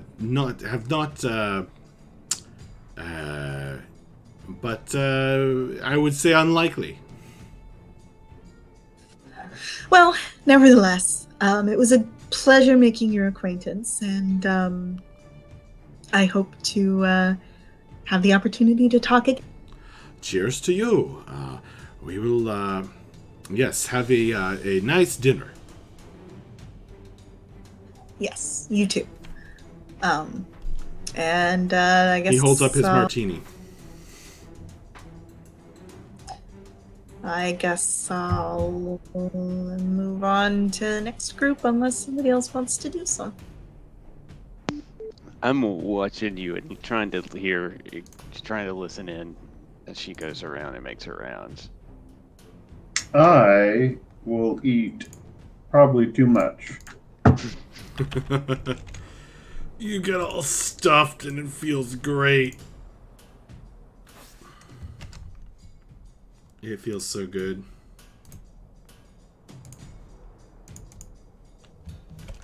Do you think I would have heard him say he was from the South? Probably. Okay. He wasn't keeping his voice down, so if you were kind of following or listening in... I mean, it's a loud area, but if you were paying attention, you probably heard it. Okay.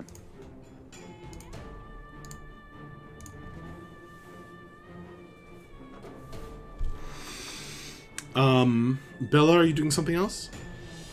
Yeah. I guess I'll move on to the three elf ladies. Okay. Go up and introduce myself in Elvish, They are speaking rapidly in Elvish and kind of stop as you come up, raising their eyebrows. And I'll say, hello, I didn't mean to interrupt you. I just wanted to introduce myself and say hello, considering that my crew is invading this space in such a overwhelming way. My name is Bella. I'm the captain of the ship that just docked, and so I wanted to say hello and offer my preemptive apologies for any inconvenience you might suffer from the sudden influx of new visitors. What appears to be the eldest of the three, a full-blooded elf, kind of raises her eyebrows at you and says, "So long as our studies are not interrupted, I am sure we will get along famously." Oh, absolutely not. We're not here to interrupt anything, simply to spend a little bit of time as we, before we move on to our next destination. I couldn't help but notice that the three of you are... Did you say your name at the beginning of that? I said my first name. Okay. She says, "I am Vadania Galanadel." All right. Can I make a history check on that name? Sure. That's an 18. It is a very elvish name. All right, cool. And By the way, you cut out at the very last part of that, what you just said, Max. Really? You said it. I heard it is a, and that's it. Well, that's frustrating. It is a very elvish name. The next one says, "I am Dara Kithreth. Student."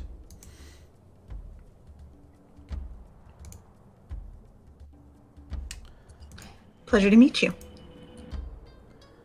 The third one says, "Well, we're all students. I am Adri Fasharash. And with your history check, these family names do seem kind of familiar." All right. And I'll also tell you that that guy's... Make a insight check for me, please.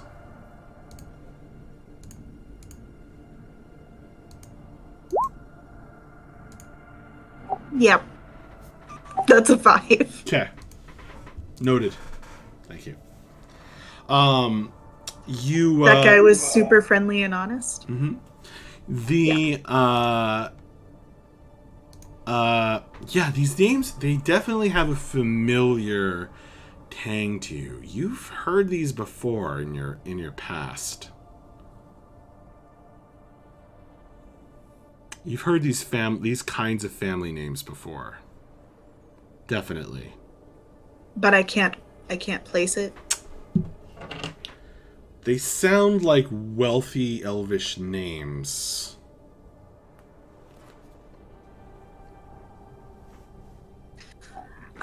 You say that you're all students. I wonder if by that you mean that you're studying at a particular institute.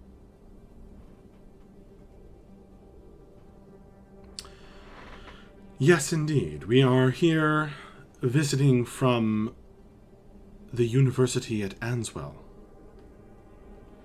Oh. I myself, formerly of Port Sergidia. I see. Well, it's fascinating. It's quite a distance that you traveled to come here. Some sort of special research, I'm sure.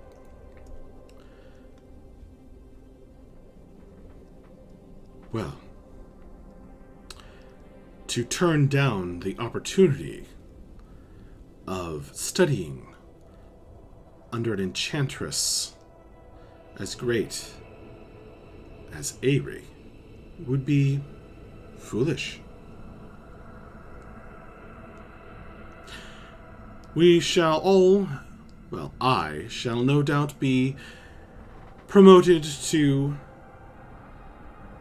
Chief of the Enchantment School upon my return. The Dean, if you will. That certainly sounds like you're benefiting a great deal from studying here. I wish you all the...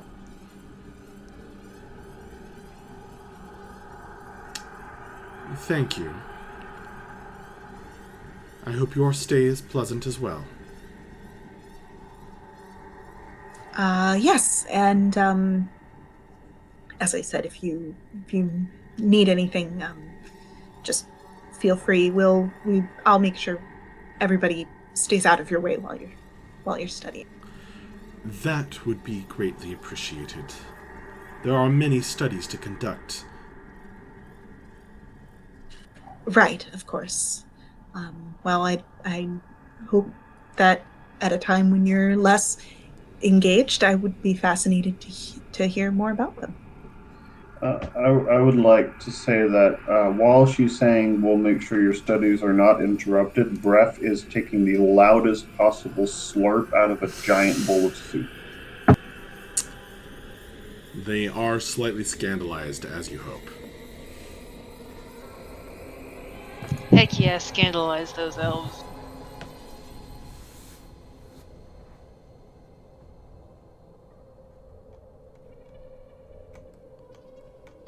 Group of elvish Karens. Before I move on, I'm just gonna look at like the one half elvish lady at the table and just kind of give her a little solidarity smile. She seemed to be the youngest and smiles back.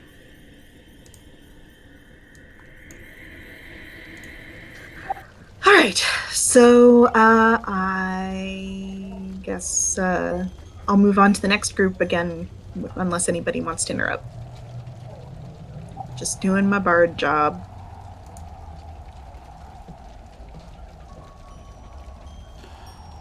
I don't think anyone's going to interrupt. All right, so I think the only person I have left is Omok. Am I forgetting something? There's also a half-orc sitting by That, oh boy. Yeah, that's right. I'm gonna hit Omok Not really sure how to strike up a conversation with that one. The guy in the dark hood regards you from within it as you approach. I say, I just wanted to come over and introduce myself. If we're going to be drinking companions over the next few weeks, we might as well be on friendly terms.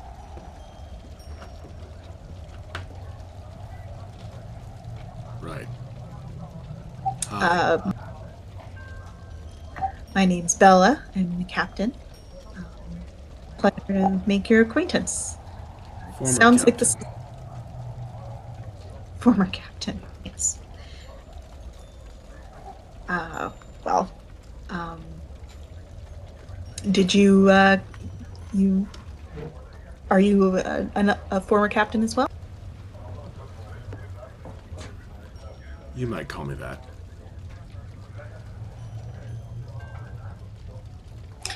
Well, Of a sort.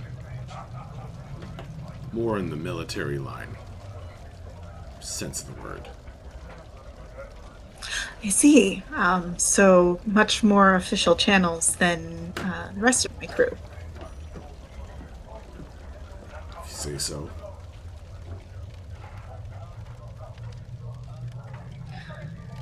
Well, if you ever find yourself in a talkative mood, I would be fascinated to hear some of those stories. Talkative. I just feel sorry for everybody. And why is that? Couldn't say. He digs in. He has a bowl of oatmeal in front of him.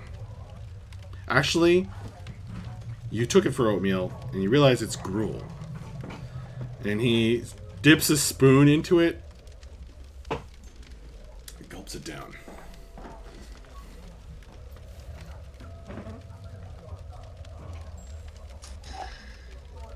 Living the high life, I see.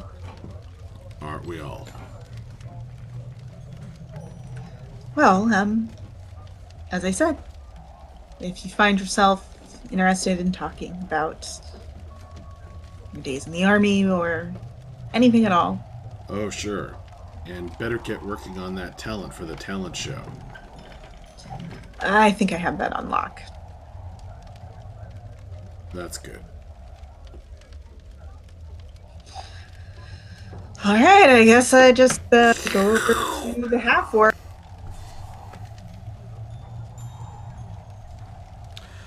The half-orc seems surprised as you approach him. I say, hello, I don't mean to interrupt your dinner. I just don't think that we've had the pleasure of meeting yet. My name's Bella, and I'm the captain of this crew over here.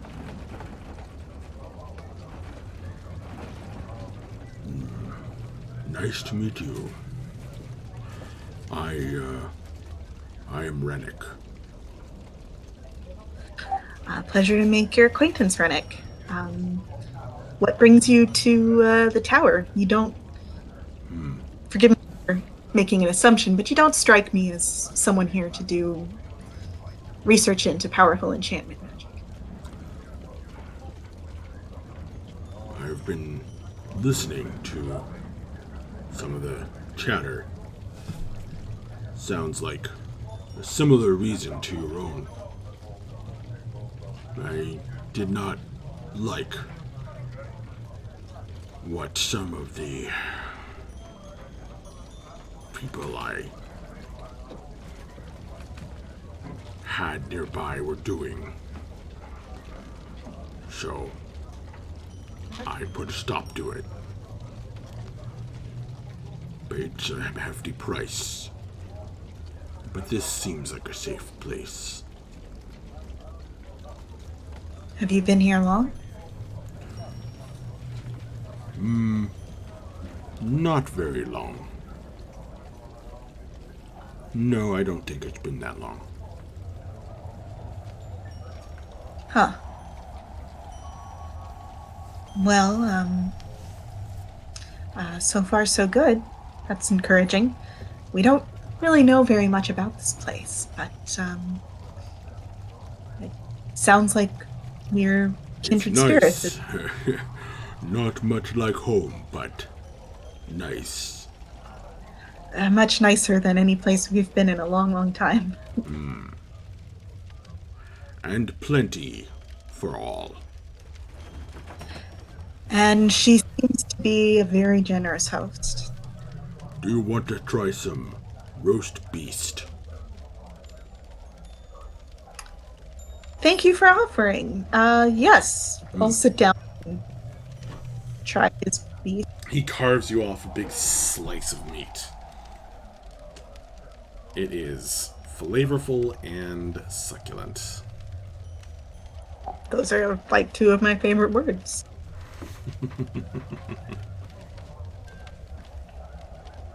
All right.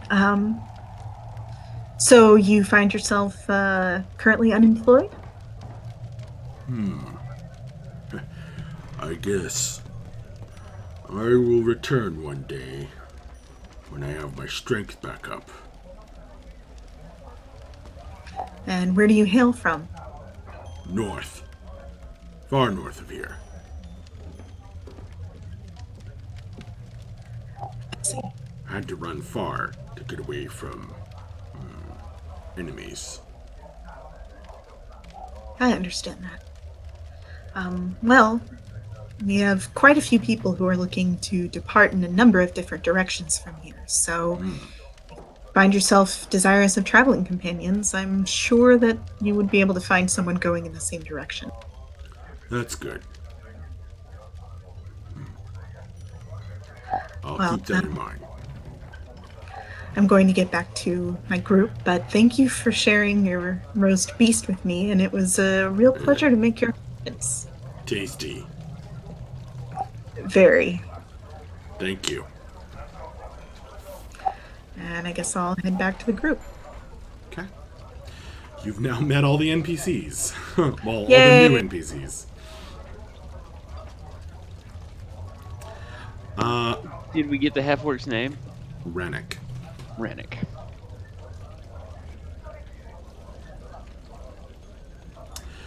Okay.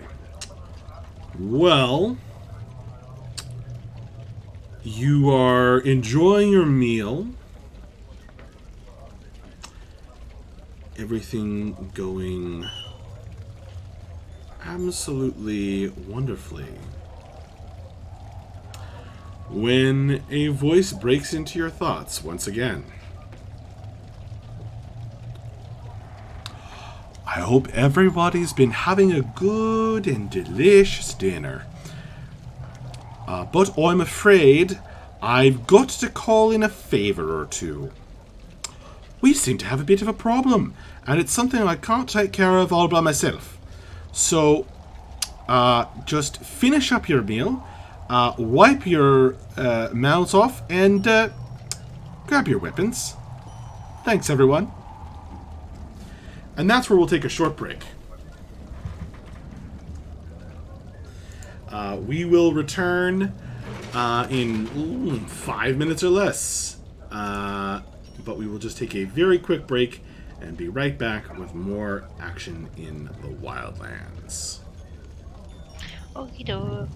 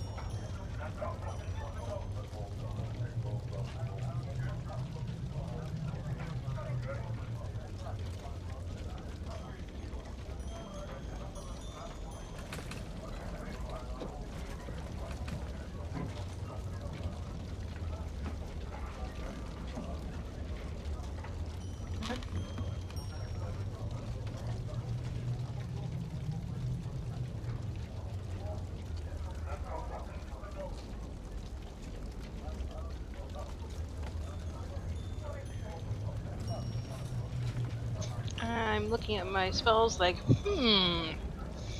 I don't have very many combat spells prepared. Whoop.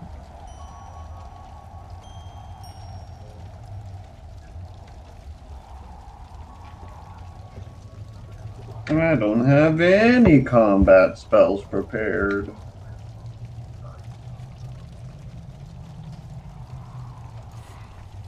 And we're back.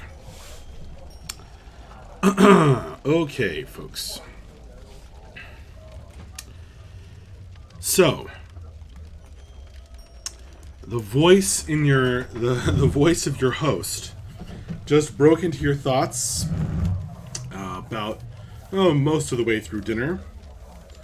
I was probably winding down, and requested some assistance and said, "Bring your weapons."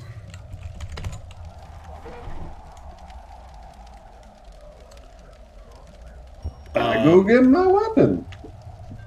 Some of the servants appear agitated as they are moving around and start ushering some of you toward the column of green light in the room. The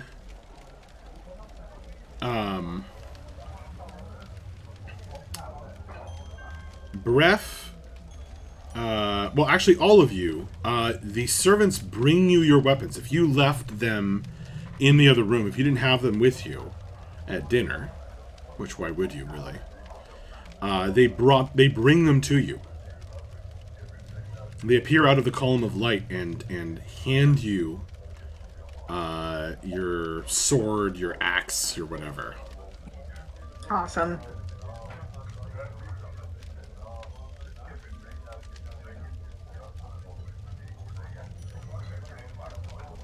And one of them stands by the column of green light with a sign that reads, "Workshops, 4th floor, please."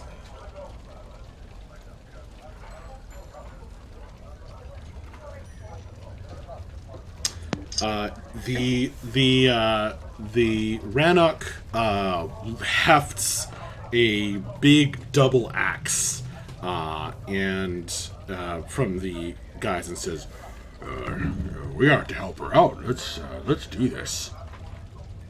Strange. She never seemed to need help before." That's exactly what I was about to ask him. So good.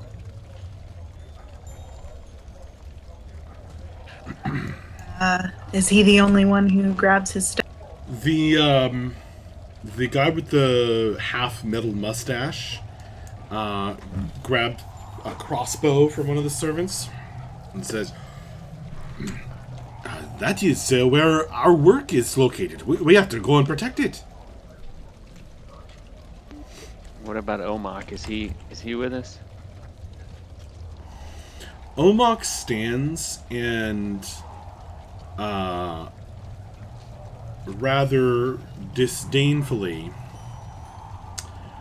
pulls out that double-sided dagger that you saw earlier. He had it on his person. And he says, "Needs must, I suppose." Cool.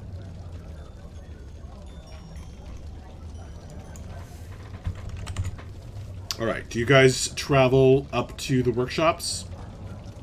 Definitely. Yup. I am quietly hoping that I don't get food cramp. We haven't rested or anything, so those of us that still have exhaustion, we still have exhaustion level, right? Well, you were traveling on board a ship for a few days. Well, right, but the last time we rested, I got rid of 1 level, so I don't Okay. know that we've rested since then. Then no. No, Okay. we have not. Okie doke. Because you were up all night dealing with a situation. Exactly. Situation. Oh, is Ornar with us? Yes. Assume he is because he's been glued Yes. to Bref's hip all day. Ornar is with you and carries a bucket of water. Okay. What about Sarah?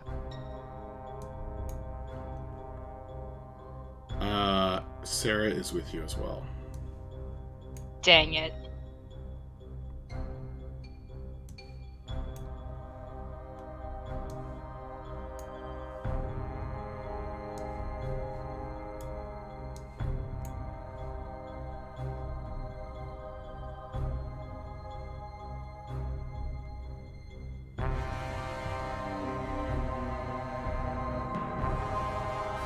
Am I forgetting anybody? That's all of you.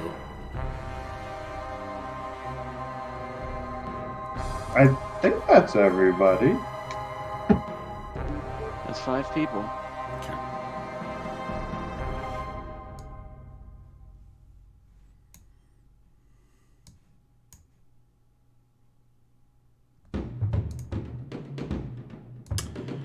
So there are also some NPCs with you.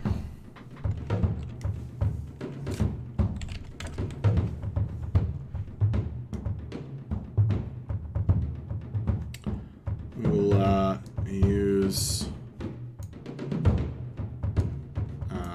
that as Rannoch.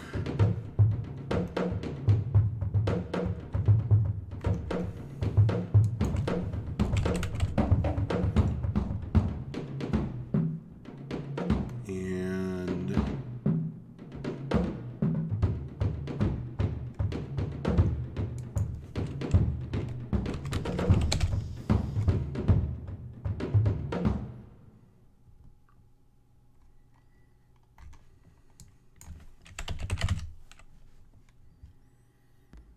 we will have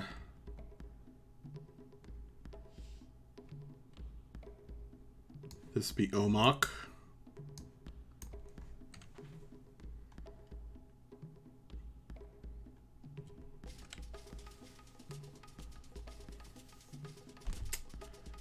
And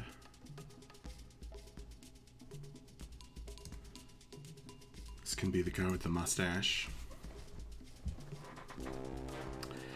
And there are some weird sights to see in this room.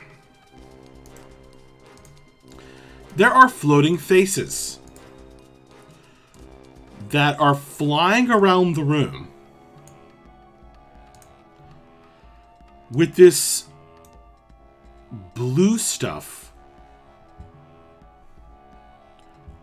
that they are sucking up out of various objects or parts of the room.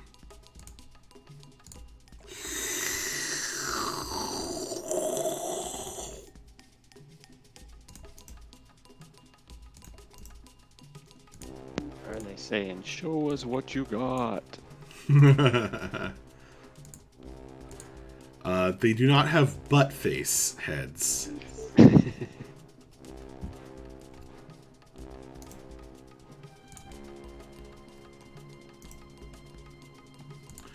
And through the half-open door, you can see they are also in the room beyond.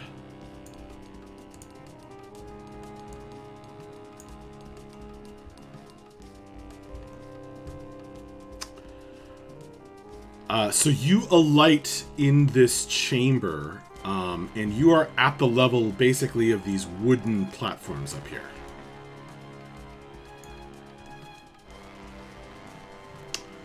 Would you like to roll initiative? Always.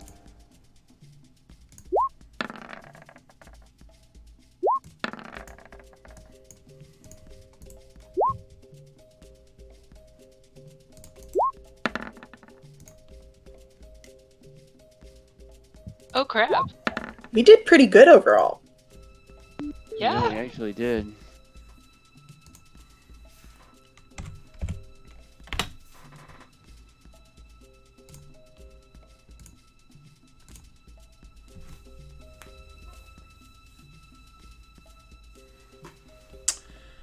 Akiri, This is some wild stuff going on. She's gonna run in and see the faces and say, I assume we're finding the faces? And I wasn't expecting to go this soon. I don't know what I'm doing.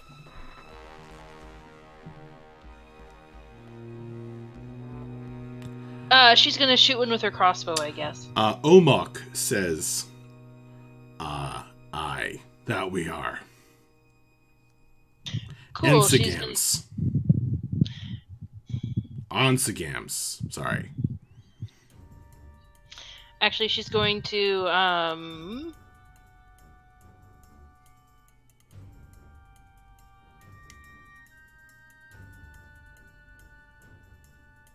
Alright, so Kiri's going to pull up or throw up a spiritual weapon real quick.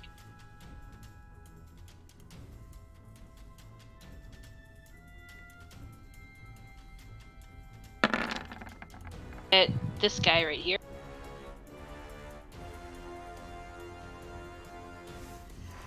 Okay, spiritual weapon. Yeah.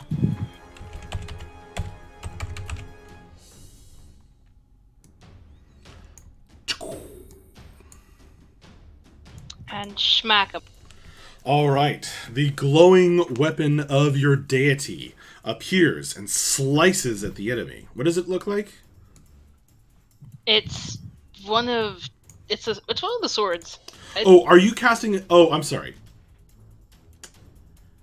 When you try to cast a spell from within the green aura, Oh crap. you find it doesn't go.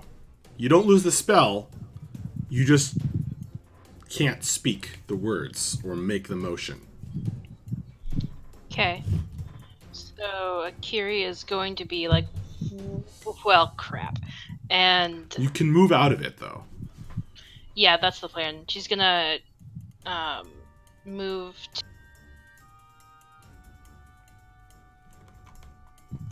there. So she's Okay. like kind of on the platform that should still Yep, be. she's standing on the wood in there. And then she can use a bonus action to cast Exactly. her conjured weapon. Spiritual weapon. Okay, so it appears there.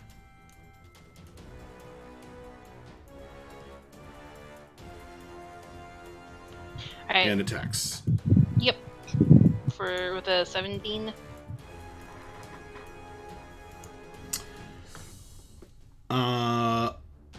The 17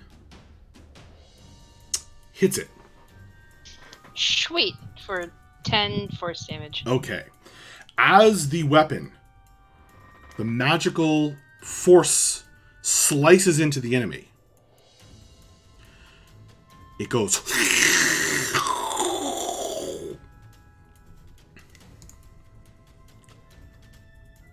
Your spiritual weapon is dispelled.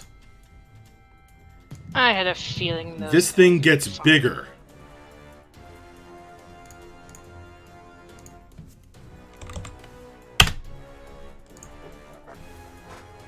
Well, she did say weapons. Yeah. Well, Akiri's gonna be okay. Guys, don't hit it with magic. I'm so sorry, Equitus. And that was a bonus action. So, could she fire her crossbow as an action? Yeah. Yeah? Alright, let's do it. You pull out your crossbow, you pull it back, and take aim.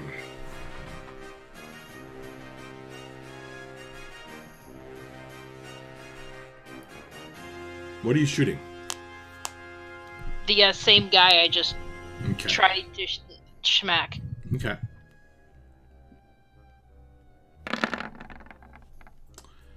I guess your weapon, your bolt can actually go through the green light without any effect on it.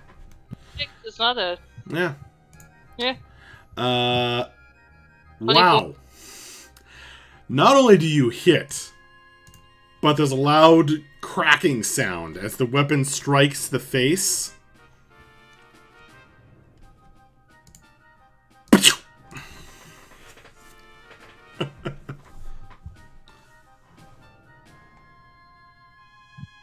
Akiri is surprised. She wasn't expecting that.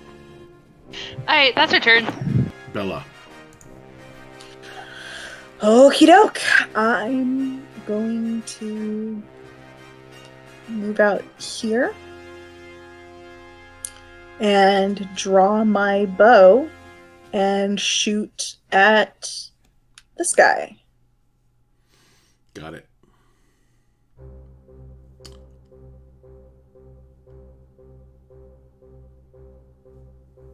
That's a 20 to hit. Dang, we're rolling. We're Your rolling shadowy very bow nicely tonight. fires the arrow. And I'm not. It's not activated. Just to be clear, I didn't activate the. Oh, you didn't say all hail nightfall? No, I don't. It just prints that text because it's in the notes, but it doesn't. I don't save Okay. because of the no magic thing. So it's a 20 to hit. The enemy is destroyed.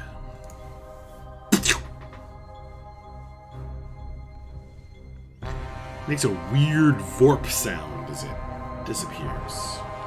Is that the end of your turn?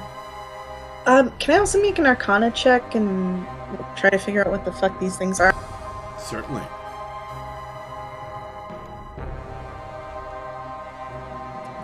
That's a 15. You strongly suspect that these things are manifestations or summonings of some other being.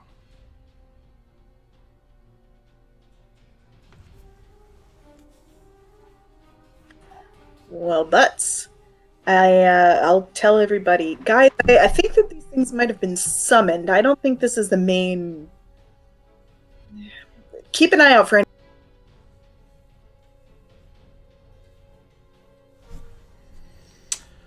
Bella, if that's the end of your turn, it's Mavra's turn. Prepare for shenanigans. Oh. I'm gonna move out here past Equitus. I'm gonna take everyone else's leads, and I am going to use my crossbow on this face on the rug. Okay, you're going to try to attack from within the green light. Yes. Well, it's not a magical. It seems kind of blocked. As you try to make this threatening action, it's like, you can't do it. Within the green light. It somehow prevents you from taking that action.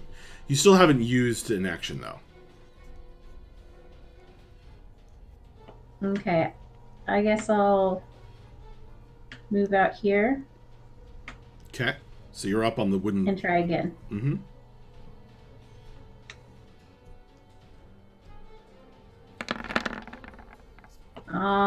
Can't my first one count?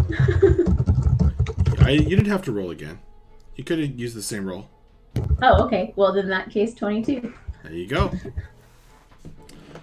22 and 10 damage. It is destroyed. These things are too easy to destroy. Oh, Equitus can complain about anything.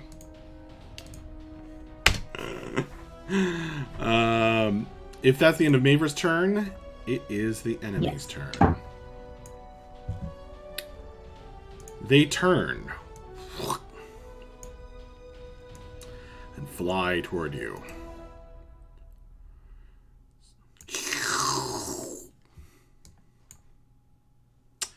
Mavra tries to get you with its weird sucking power that it does. Make a dexterity saving throw, please.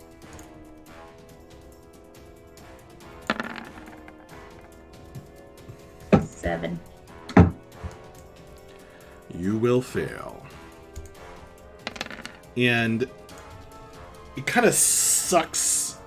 Like, it's almost like your skin just instantly turns dry as it sucks the moisture out of you. And, like, bits of you fly off. Like your dead skin.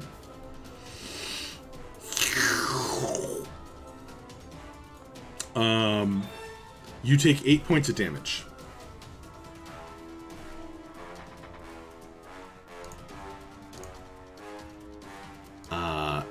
This one seems to be having a feast, but it turns and comes for Bella.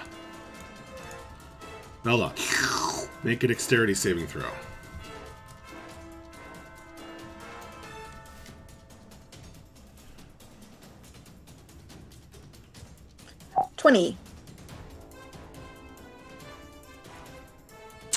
You successfully dodge out of the way. You will take half damage. Alrighty. So 3. Yeah. And then one comes for you again. Another dexterity saving throw, please.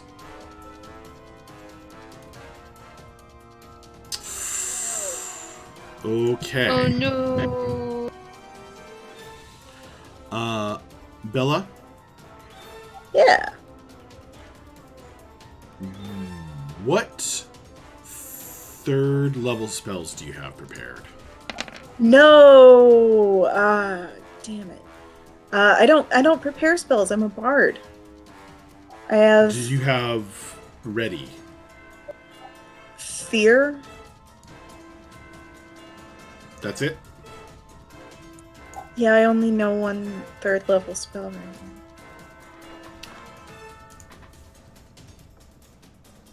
Okay.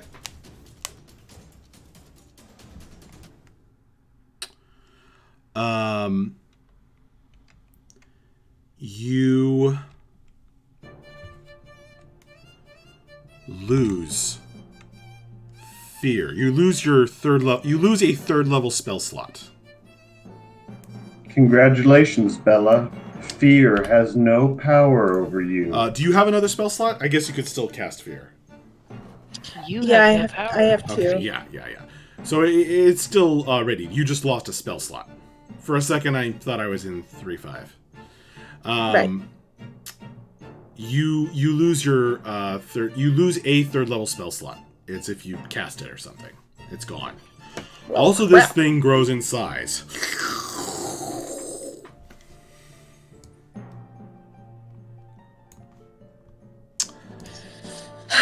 Okay.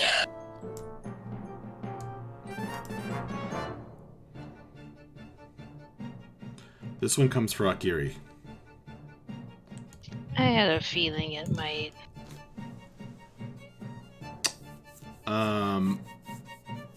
Akiri, make a dexterity saving throw.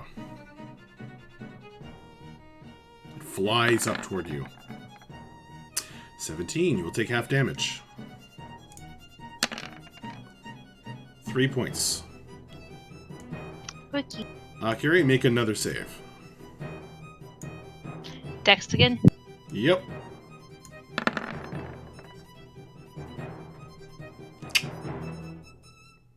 Nine. You lose a third level spell slot. And this thing grows in size.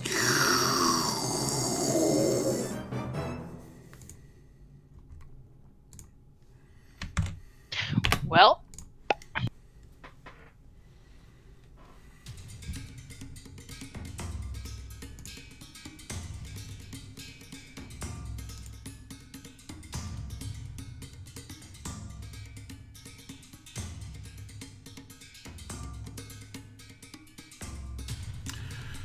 Okay. And there's... Oh, I already did the one next to Mavra. The one you can see in the distance, some in the other room, just kind of flying around, doing this blue sucking thing in all directions. But they don't seem to be coming toward you guys for the moment. Equitas. Okay, I do not like this at all. I mean, at all.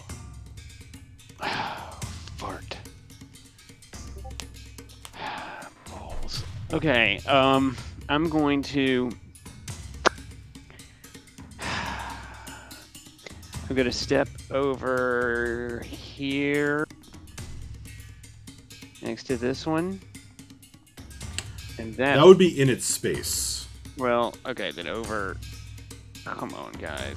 Is that outside of the... Would I be able to reach it there and... I'll allow it. Okay. It's technically inside. Can you move one up? Let me see. There you go. How about that? That's Can I good. still reach him with a yeah. melee? Yep. Okay. I'm gonna do that. Oh, well, you're in melee, if that's your question. Yeah, that's my question. Well, oh yeah, and see that way I won't be able to. Fuck. Fuckity fuck. Not being able to fuck is a common problem. Especially amongst warlocks and bards alike. Somehow I screwed up the alignment on the squares with the grid on this one. Do you guys want me to try to fix that right now? It's kind of making it weird to know exactly how far I can move. Is that it? No, that's not it, is it? Wait, it is it. Right there. That right? Yes. I think so. Yeah. Okay, I fixed it. Okay, and I don't know if I really want to move there. I don't want to do anything. Because what I wanted to do was step out of the thing and do something and then step back in, but I'm not going to be able to do that. But I don't want to be next to this guy. I'm going to stab him with my dagger. Got it. Which dagger? Not the one that's not so special. Okay. Yeah. 15. 15 is a hit. 3 piercing? Good. Yeah. Okay. This larger one doesn't seem quite as easy to destroy. Yeah. You do, however, strike a long, nasty scratch through the side of the floating face.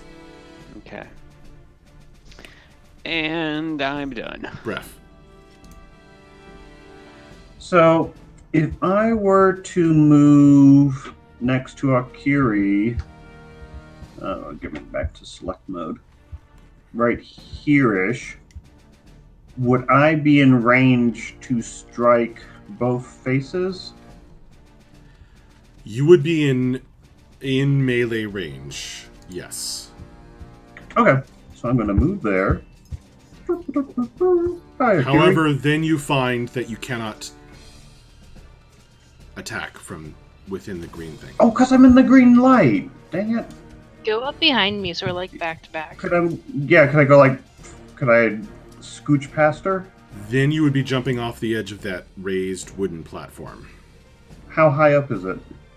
10 feet. Okay, and then I'm guessing they would be too high up for me to Yep. hit. Okay. Then I'll probably go for the bigger one. Come back here behind Equitas. How much Would that work? movement do you have?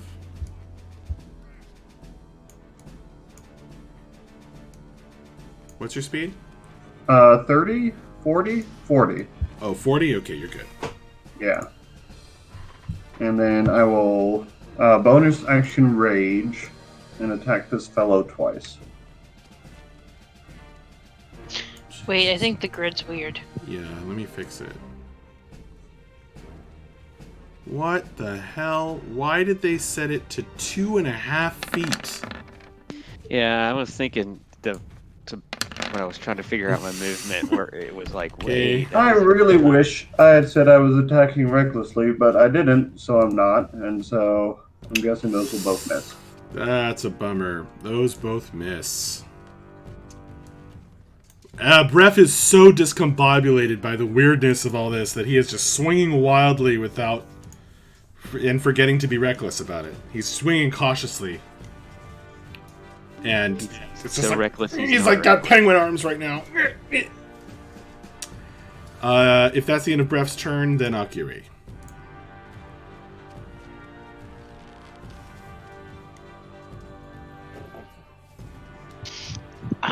Alrighty. I'm doing the spell I should have done at the beginning.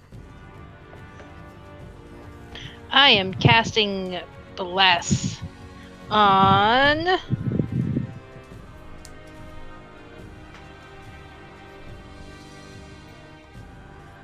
Sorry, trying to throw it in chat. I'm casting it on... Let's see. Bella, Equitus, and Bref. I'm sorry, Maver, you're way out. You're out of my range. So that's a D4. To You can add the attack or D4 saving. to any of your attacker saving throw. I believe. The sizing of things is really strange on this page. Oh, not yourself? Nope. Okay. Thank you, Akiri. Welcome.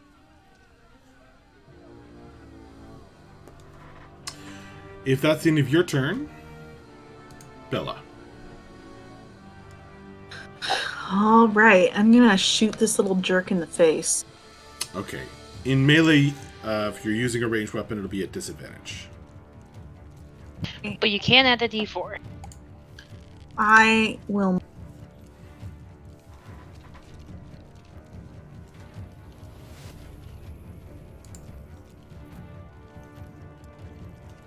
You could scoot all the way over to... Yeah. Yeah, I took me a second to remember, like, oh yeah, that giant red X means it's I dead. hesitate to bring this up, but does that give an attack of opportunity if you do I that? think so. Alright, well, you know what? Unless you withdraw. Yeah. Or whatever it is now. Disengage. But doesn't that take up my whole turn? It would take an action to disengage. So then I couldn't attack. Do you have a melee weapon? Oh, I do not. Or you can risk an attack of opportunity. I'll take the attack of opportunity, honestly. I want to kill these. Okay. So it seems that their attacks of opportunity are a little weaker than this. They don't use the sucking attack. They try and slam you with their face. And your AC is 12? 13. 13? Okay, so the big one hits you. And you take 6 points of damage from the slam. But it has no other Yeah. effect. Cool. And I'm gonna shoot the little guy. Alright. It's a D4. D4. Add the D4, Oh, add the wait, D4. wait. Are you activating the bow? No, I'm activating the bless. So that's a 16 to hit. Hit. Yes. 9 damage. Destroyed. If that's the end of your turn, it's Maver's turn. That's it. Smack him, Maver. Bref, you forgot to add your advantage for being on opposite sides of the enemy. Oh yeah, technically he's flanking. I forgot about flanking, so I didn't have to attack Next time. recklessly. Next Yes. time. Avra. Okay. I'm just going to attack this one that's right next to me with my axe. Twice. That's better. 9 and a 15. The second one is a hit. The dragon's bite bites deeply into the enemy.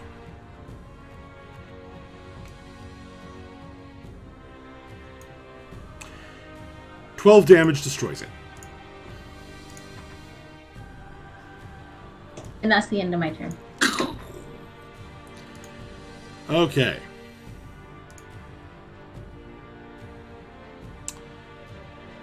The big one next to you guys is going to... It's going to provoke from both Aquitas and Breath, and it's going to fly over here. So take a free attack.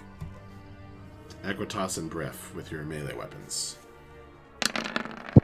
Would it get one from me as well? 24 to Can I hit. add my D4 to that too? Yes. Wait, even if I got it, well, I wouldn't know, so I'll roll it anyway. That would be a 15 for me. 15 hits. So For total of her 19. powers combined, Total of 19. 19 damage. Okay. It seems to have survived. Would I get an attack on it as well, or? Well, don't you have your crossbow out? That's true, yeah. And depending on how it moved, it might not have actually moved out of your range of attack. Oh, well, there it goes. Where's it going? Oh, wait. This one, however, does attack you, Akiri. Dang it. Oh, no, I don't... you need to make a save, not me roll. Dex save, please.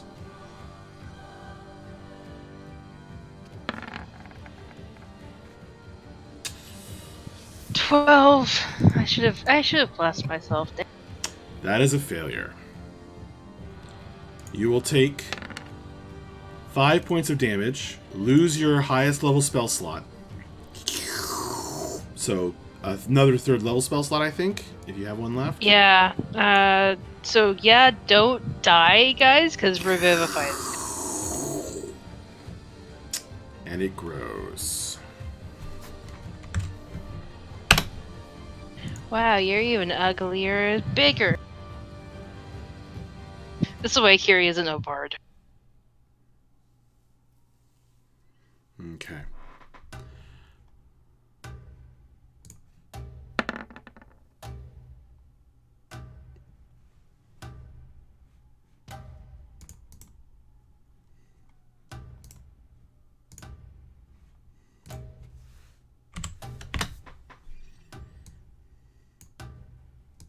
All right. So, by the way, the NPCs were basically following you guys, right? So they are about to enter the field. Or they are entering the field now. So you went first, and the NPCs are following you. I was Okay. just about to ask why they were being so useful. That's because I didn't roll Same. initiative for them yet, because they weren't here yet. But they are Okay. here now. Okay. This one turns.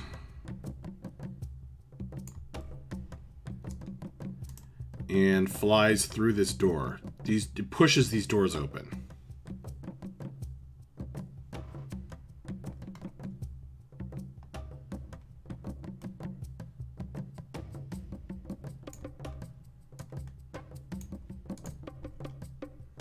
So these doors are now open.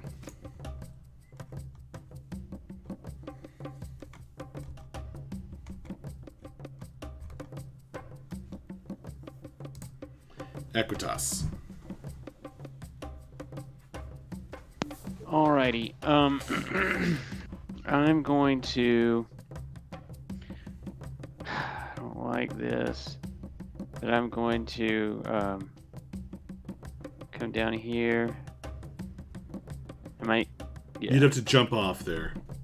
Okay.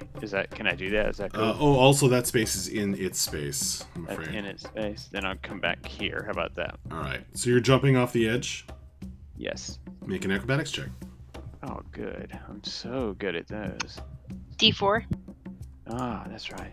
Oh, jeez. That's a. I'm sorry, buddy. Ah! So you jump off of 10. You're like, oh shit, this is 10 feet up, and you plummet to the ground, land on your hands and knees, smack. Oh. You're gonna take 4 points of damage, and you are prone. Oh, poop. I just watch. However, that was cool, so you get a drama point. Oh, good. So if I'm prone, I did take my whole movement to do that. So can I still get up and hit him? I don't think I can I? What do you want to know? Since I'm prone, It takes half your movement to get up. So did I just move there? Did it take more than half my movement to get there? Well, you have to include the fall. Oh, so I probably did. Well, you didn't move that far, did you? Not really. You were here, right? So yeah. 5. So that's 10. And then another 10. And then, so that was 30 feet. So you don't have no movement left. That's all I'm moving. I'm just going to lay there and sulk. You can use your action to dash, possibly? Is that something he can do, Max? Yeah, he can dash, stand up. You could attack from prone.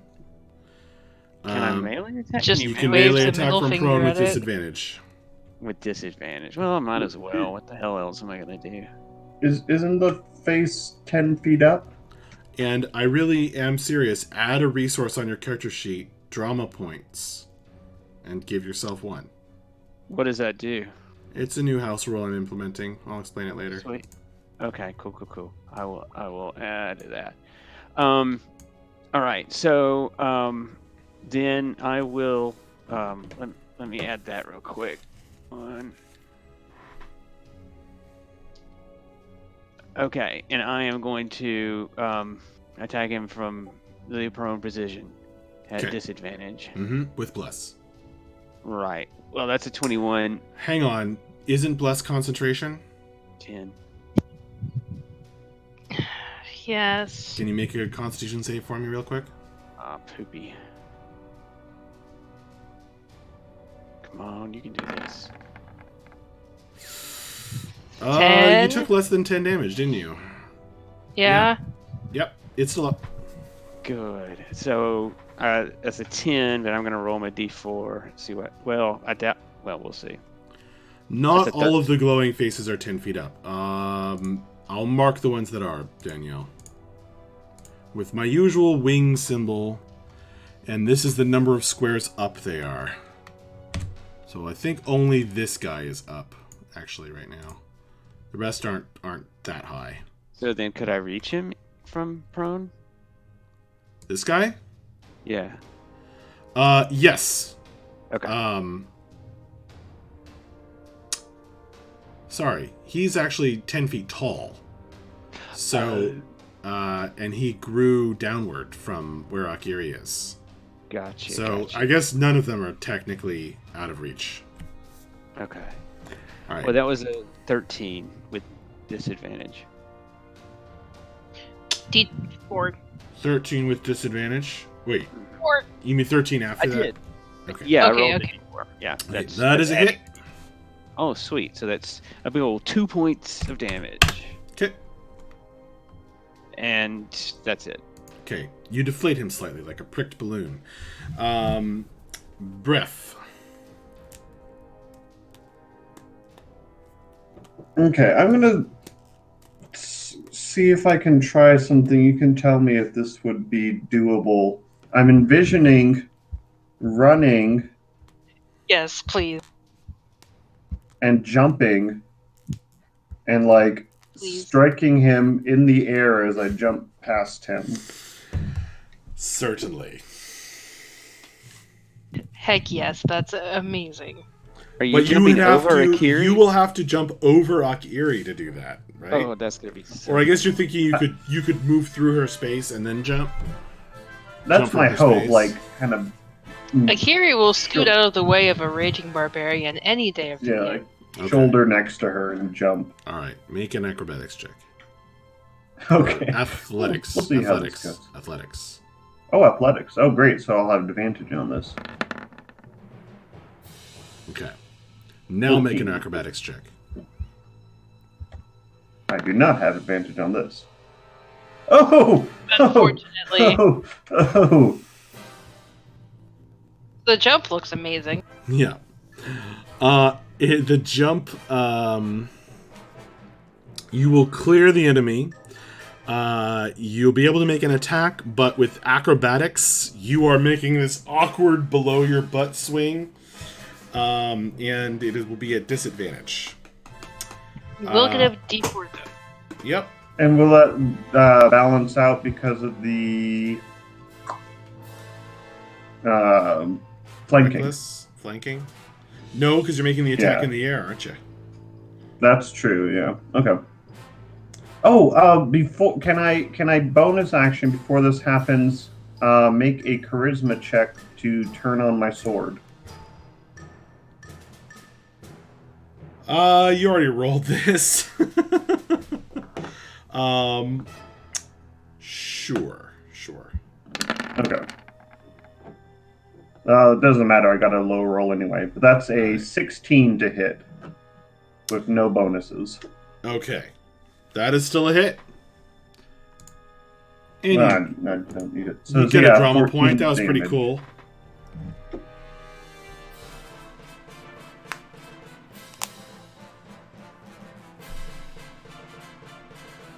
That's pretty amazing. 14 damage. Correct. Bam. Heck yes. Okay. The NPCs have finally floated down all the way and are now going to run in. Rannick runs up next to you, Mayfriend, and the half-orc kind of looks down at the dwarf and says, Omok says don't use magic. Yeah, thanks.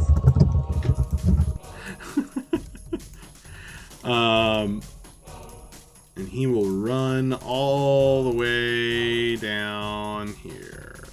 He's gonna take a running leap and dive off the edge like everyone else has been. Cap.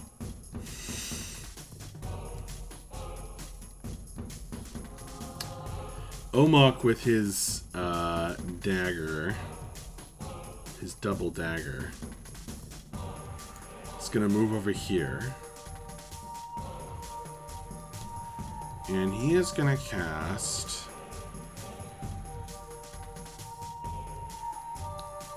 a spell.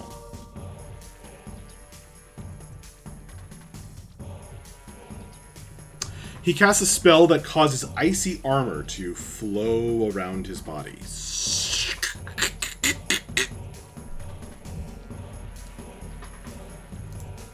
The guy with the mustache and the crossbow runs partway down the stairs and fires a shot at this big head. Get away from my research! He shouts. He will get a hit. The crossbow will deal a sad 1 point of damage. Oh no.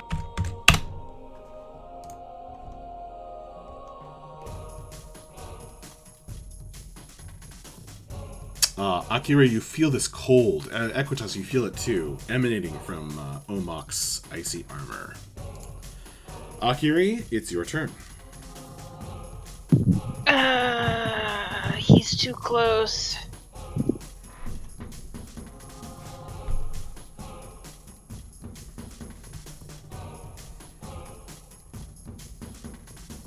You know what? She's gonna shoot him again with the crossbow. Okay, you will have disadvantage because you're in melee. Yeah, but I think I'll be okay. Okay.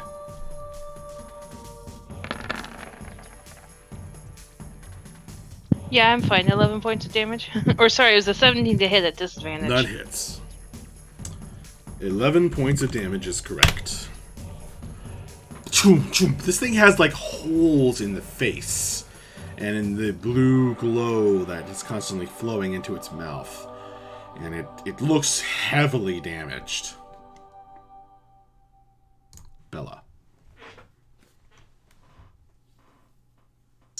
All right, I'm going to run over here and shoot this guy.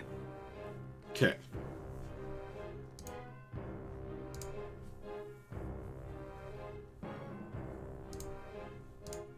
It's a 23.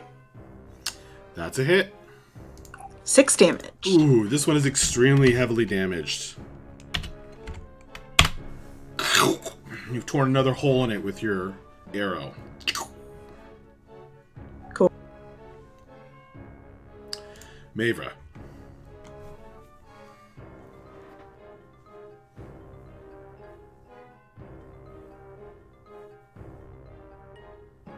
Are you jumping down?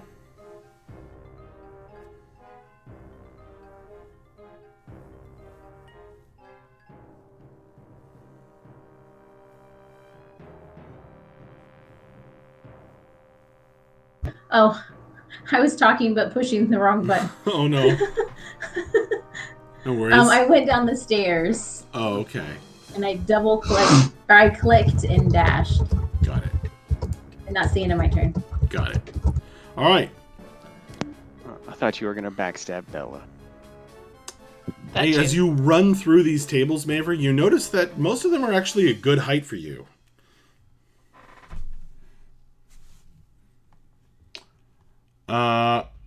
Okay. This giant face does a disengage action, and it flies out of dodge. Over Bref's head. And over there. That's its whole turn. This one will fly over here 15 feet and attack Bella.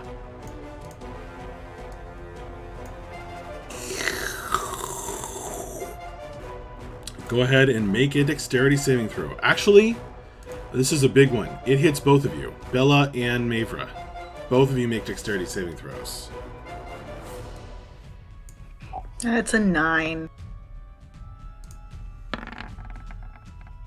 16. Okay.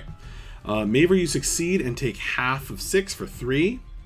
Bella, you fail. You take 6 damage and lose your highest level spell slot.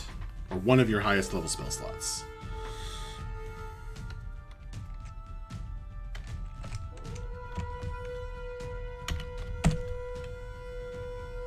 Which is what level? That's level 3. It heals up. It heals up all that damage that it had taken.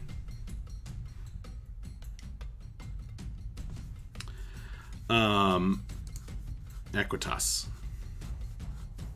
All right. I'm prone. Should have got up and not even the last turn and not even tried to hit the guy. So I'm going to take half my movement and stand up. And then that'll leave me 15 feet, which will get me right there. So that's what I'm going to do. Is that all right? Sure. I can't do a spell. I don't have any ranged weapons. Well, theoretically, daggers are ranged weapons as well as melee, but that's up to you. Yeah. Okay, I'm gonna throw the I don't want to throw it. Okay. How does this one look? This one? Yeah. Heavily damaged. Many holes in its essence. I'm gonna throw a dagger at it. The one that's not so special. Is that just a regular attack? It is a dexterity-based attack roll. So it's going to be roll, add your proficiency modifier, and your dex modifier. Okay, so my proficiency modifier is 3 plus 1. So that's Y'all gonna have be- learned, those of you who have learned D&D online, I'm sorry, because it takes care of some things for you, so you never learn them. Right, exactly. Exactly. So it's going to be d20 plus 4, 17. That is a hit. Don't forget, you're still blessed. So it would have Okay. even more of a hit. Okay. And then that's going to be for the damage, that's 1d4 plus 1. 1d4 plus 1. That Slash I'm roll. doing that wrong. Or slash R. Yeah. Right. Plus 1. 2. It has 1 HP. Oh, I wanted to kill it. Okay. I tell you this to torture you. Ref, your turn. So, going Bref, you by just the have to spit at it. That's all you have well, to I don't want to. I want to go after this guy that just got healed up. I'm showing 40 feet, but the table's getting in my way. Yes. Traveling Yes. to it. So would I be able to reach it within melee range on my turn? Well, you're passing through 2 table corners, so each of those is going to add a square of movement, add 5 feet of... So probably not then. Okay. Unless you can come up with something clever. I mean, I'm a raging barbarian. Could I just kind of plow past them? Shake all the experiments loose? Make an athletics check. If you, I don't want, care. if you want to knock everything on the table on the floor. I mean, my thought is I see my friends getting attacked. I do not care about science. And did a bet. Oh wait, no, I have advantage because it's strength based. So that's a 25. Because you're raging. Correct. Crash! Crash! You smash into both of those tables, knocking vials of various things, including eel bile, to the floor. Go ahead and roll, move yourself, and then roll D100 twice. Oh no. It's hard to tell with these squares where exactly I should be. So if you need to move me, Okay. please do. Okay. Okay, so there's there. 1. There's 2. That's a 90 and a 78. Okay.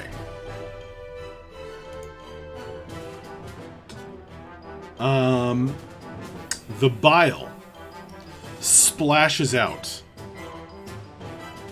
Roll a d6. Dos. Alright, roll a d8.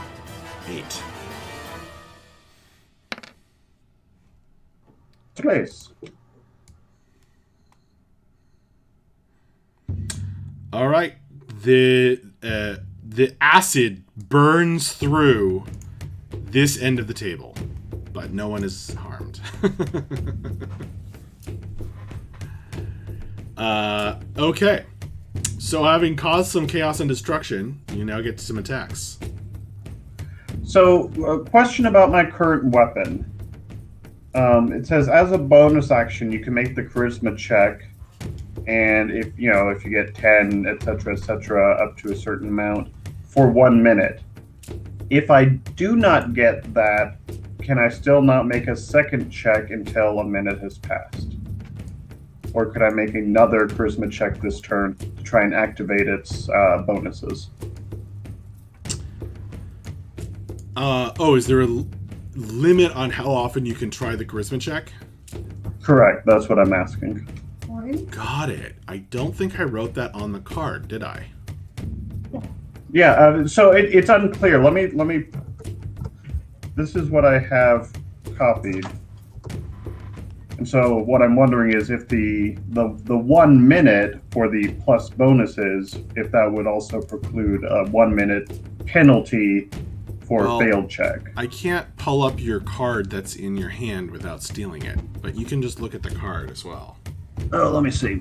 That's why you have the cards. What happened to your cards, Equitas? A dragon. The bear Oh, maze. you have no magic items? No, not really. Huh. Not really. I have The dragon happened. I have one thing. What is it? Don't worry about it right now. Don't worry about it right now. My bracers of shaking leaf. Oh, I never gave you a card for those. Okay. Yeah. Doesn't matter. I got a natural 1. Okay. So looking at the card, I'm guessing I can do it again, but it didn't help, so I'm just going to swing at this guy twice. And miss twice. Because I keep forgetting to say reckless, and I need to... Anyway, I'm done. An unfortunate whiff. Alright, let's see how the NPCs do. Rannick comes running up.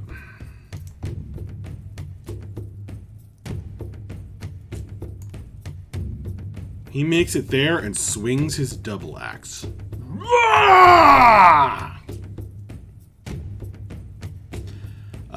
And you give him flanking, Bref, if you consider him an ally.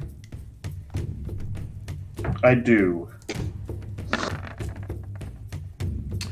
No, that means he hits.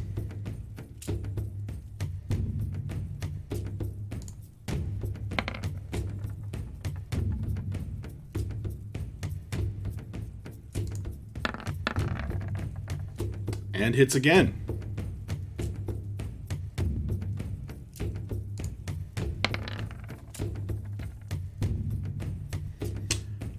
He does 13 and then 9 points of damage for a total of 22.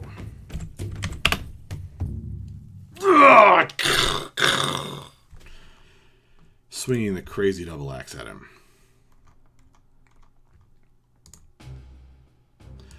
Akiri, you hear Omok mutter, "Oh, this isn't good." What? You turn around and all you see is this shrinking ring of mist.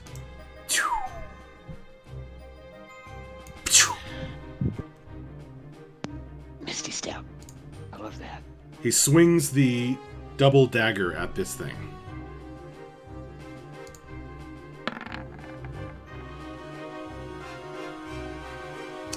Gets a hit and destroys it. Don't even need to roll damage.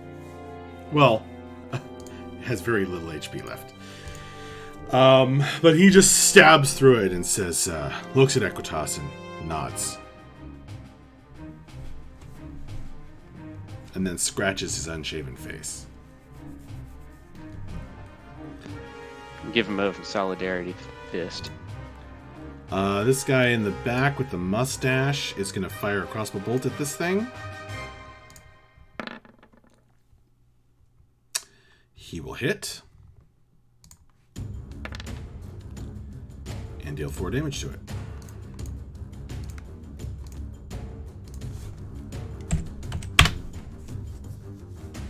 Akira, your turn. Alrighty.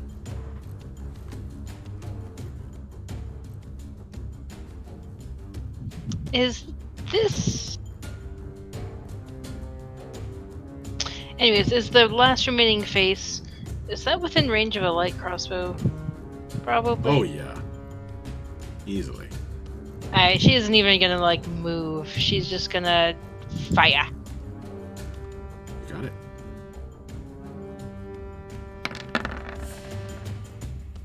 For an 18.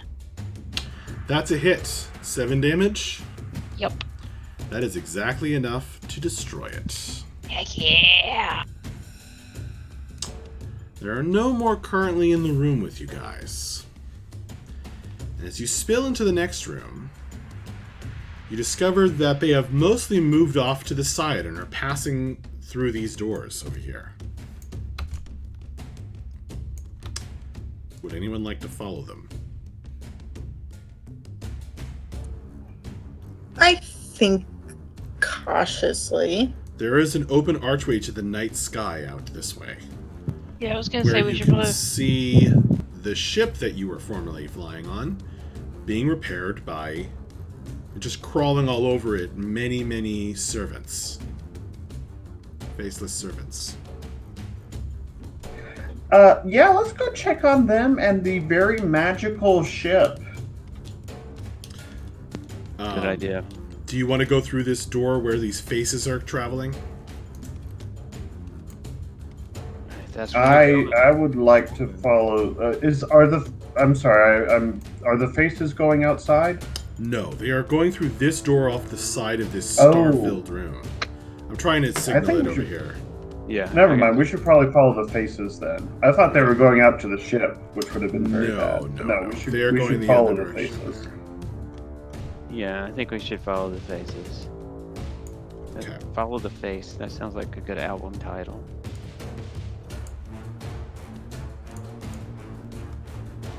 All right, the gang of you rushes over there and busts through those doors as the last of the floating faces passes through them. I'm not going to bother moving all your characters. You know you're there. And you find a very odd corridor or chamber beyond. It is full of humming machinery. Vroom, vroom, vroom. And these faces are traveling into this creature's glass globe.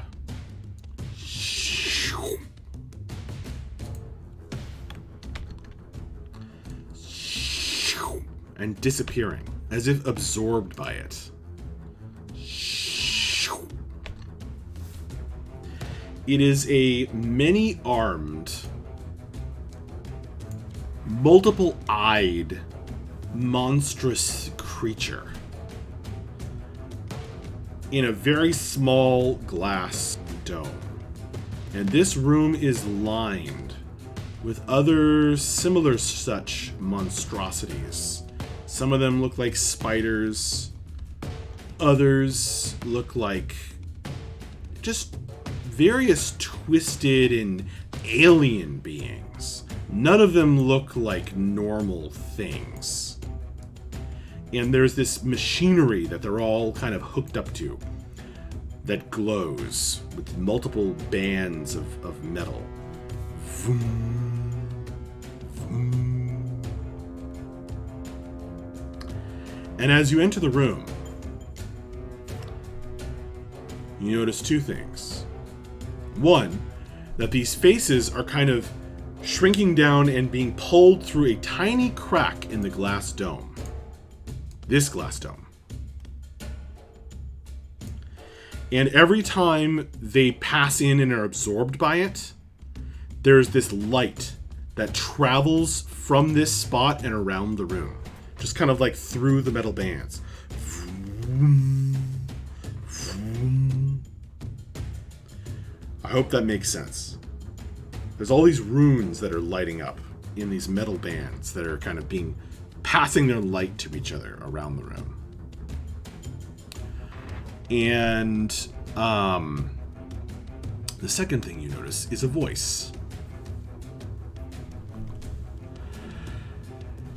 Yes, bring me your magic. Feed us. Feed me. And with that, I think we're going to call it a night. Are there 3 hip young women singing about Skid Row nearby? Downtown. Probably. I was in a production of that in high school. I mean, there's Bella, Mavra, and I. I mean, between the three of us, we could do something. One of us is an actual part, too.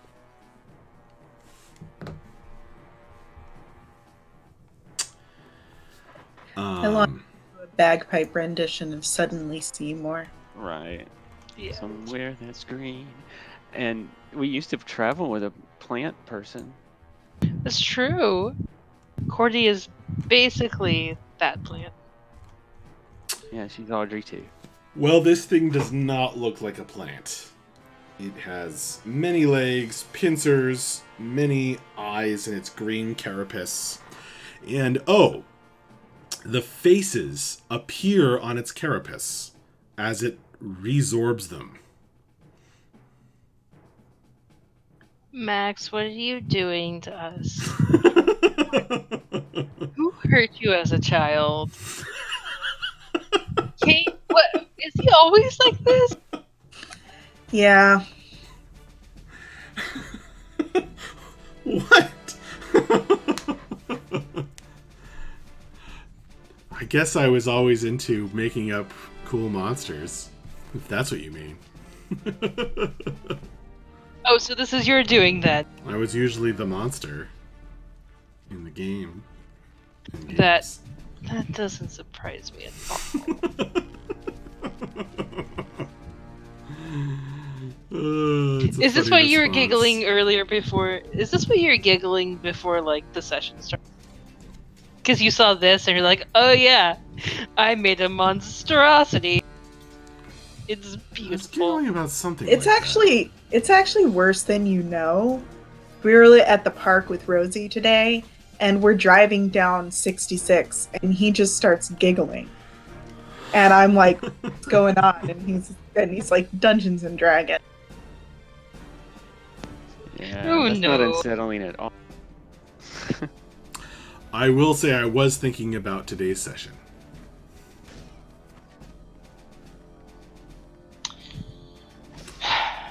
All right. Well, that was a lot of fun, guys. Yeah, this was a blast. Thank all of you for playing with me. It's been a pleasure.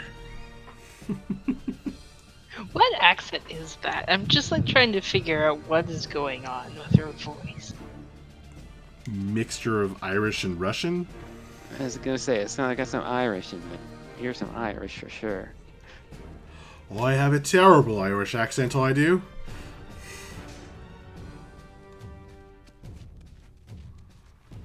But, much like Stray's accent. Funny how that works out. Oh man, I want to keep playing forever, but we all need some sleep. So, good night. Thank you to Jeremy, player of Breath. Thank you to M, player of Akiri. Thank you to Paul, player of Equitas. Thank you to Danielle, player of Mavra. Thank you to Kirsten, player of Bella, and we may be getting Haley and Krim back soon. So that will be back up to 6 players potentially, which will be very fun and hopefully give you guys a boost. Thank you to the man with no screen name who hung out all the way to the end. Thank you to Grimslag who was here earlier, and thank you to anyone who watches this later. You're awesome. Thank you to my wonderful subscribers, especially Paul who resubscribed. You're awesome. And good night. Until next time, when we play more of the Wildlands. Yay!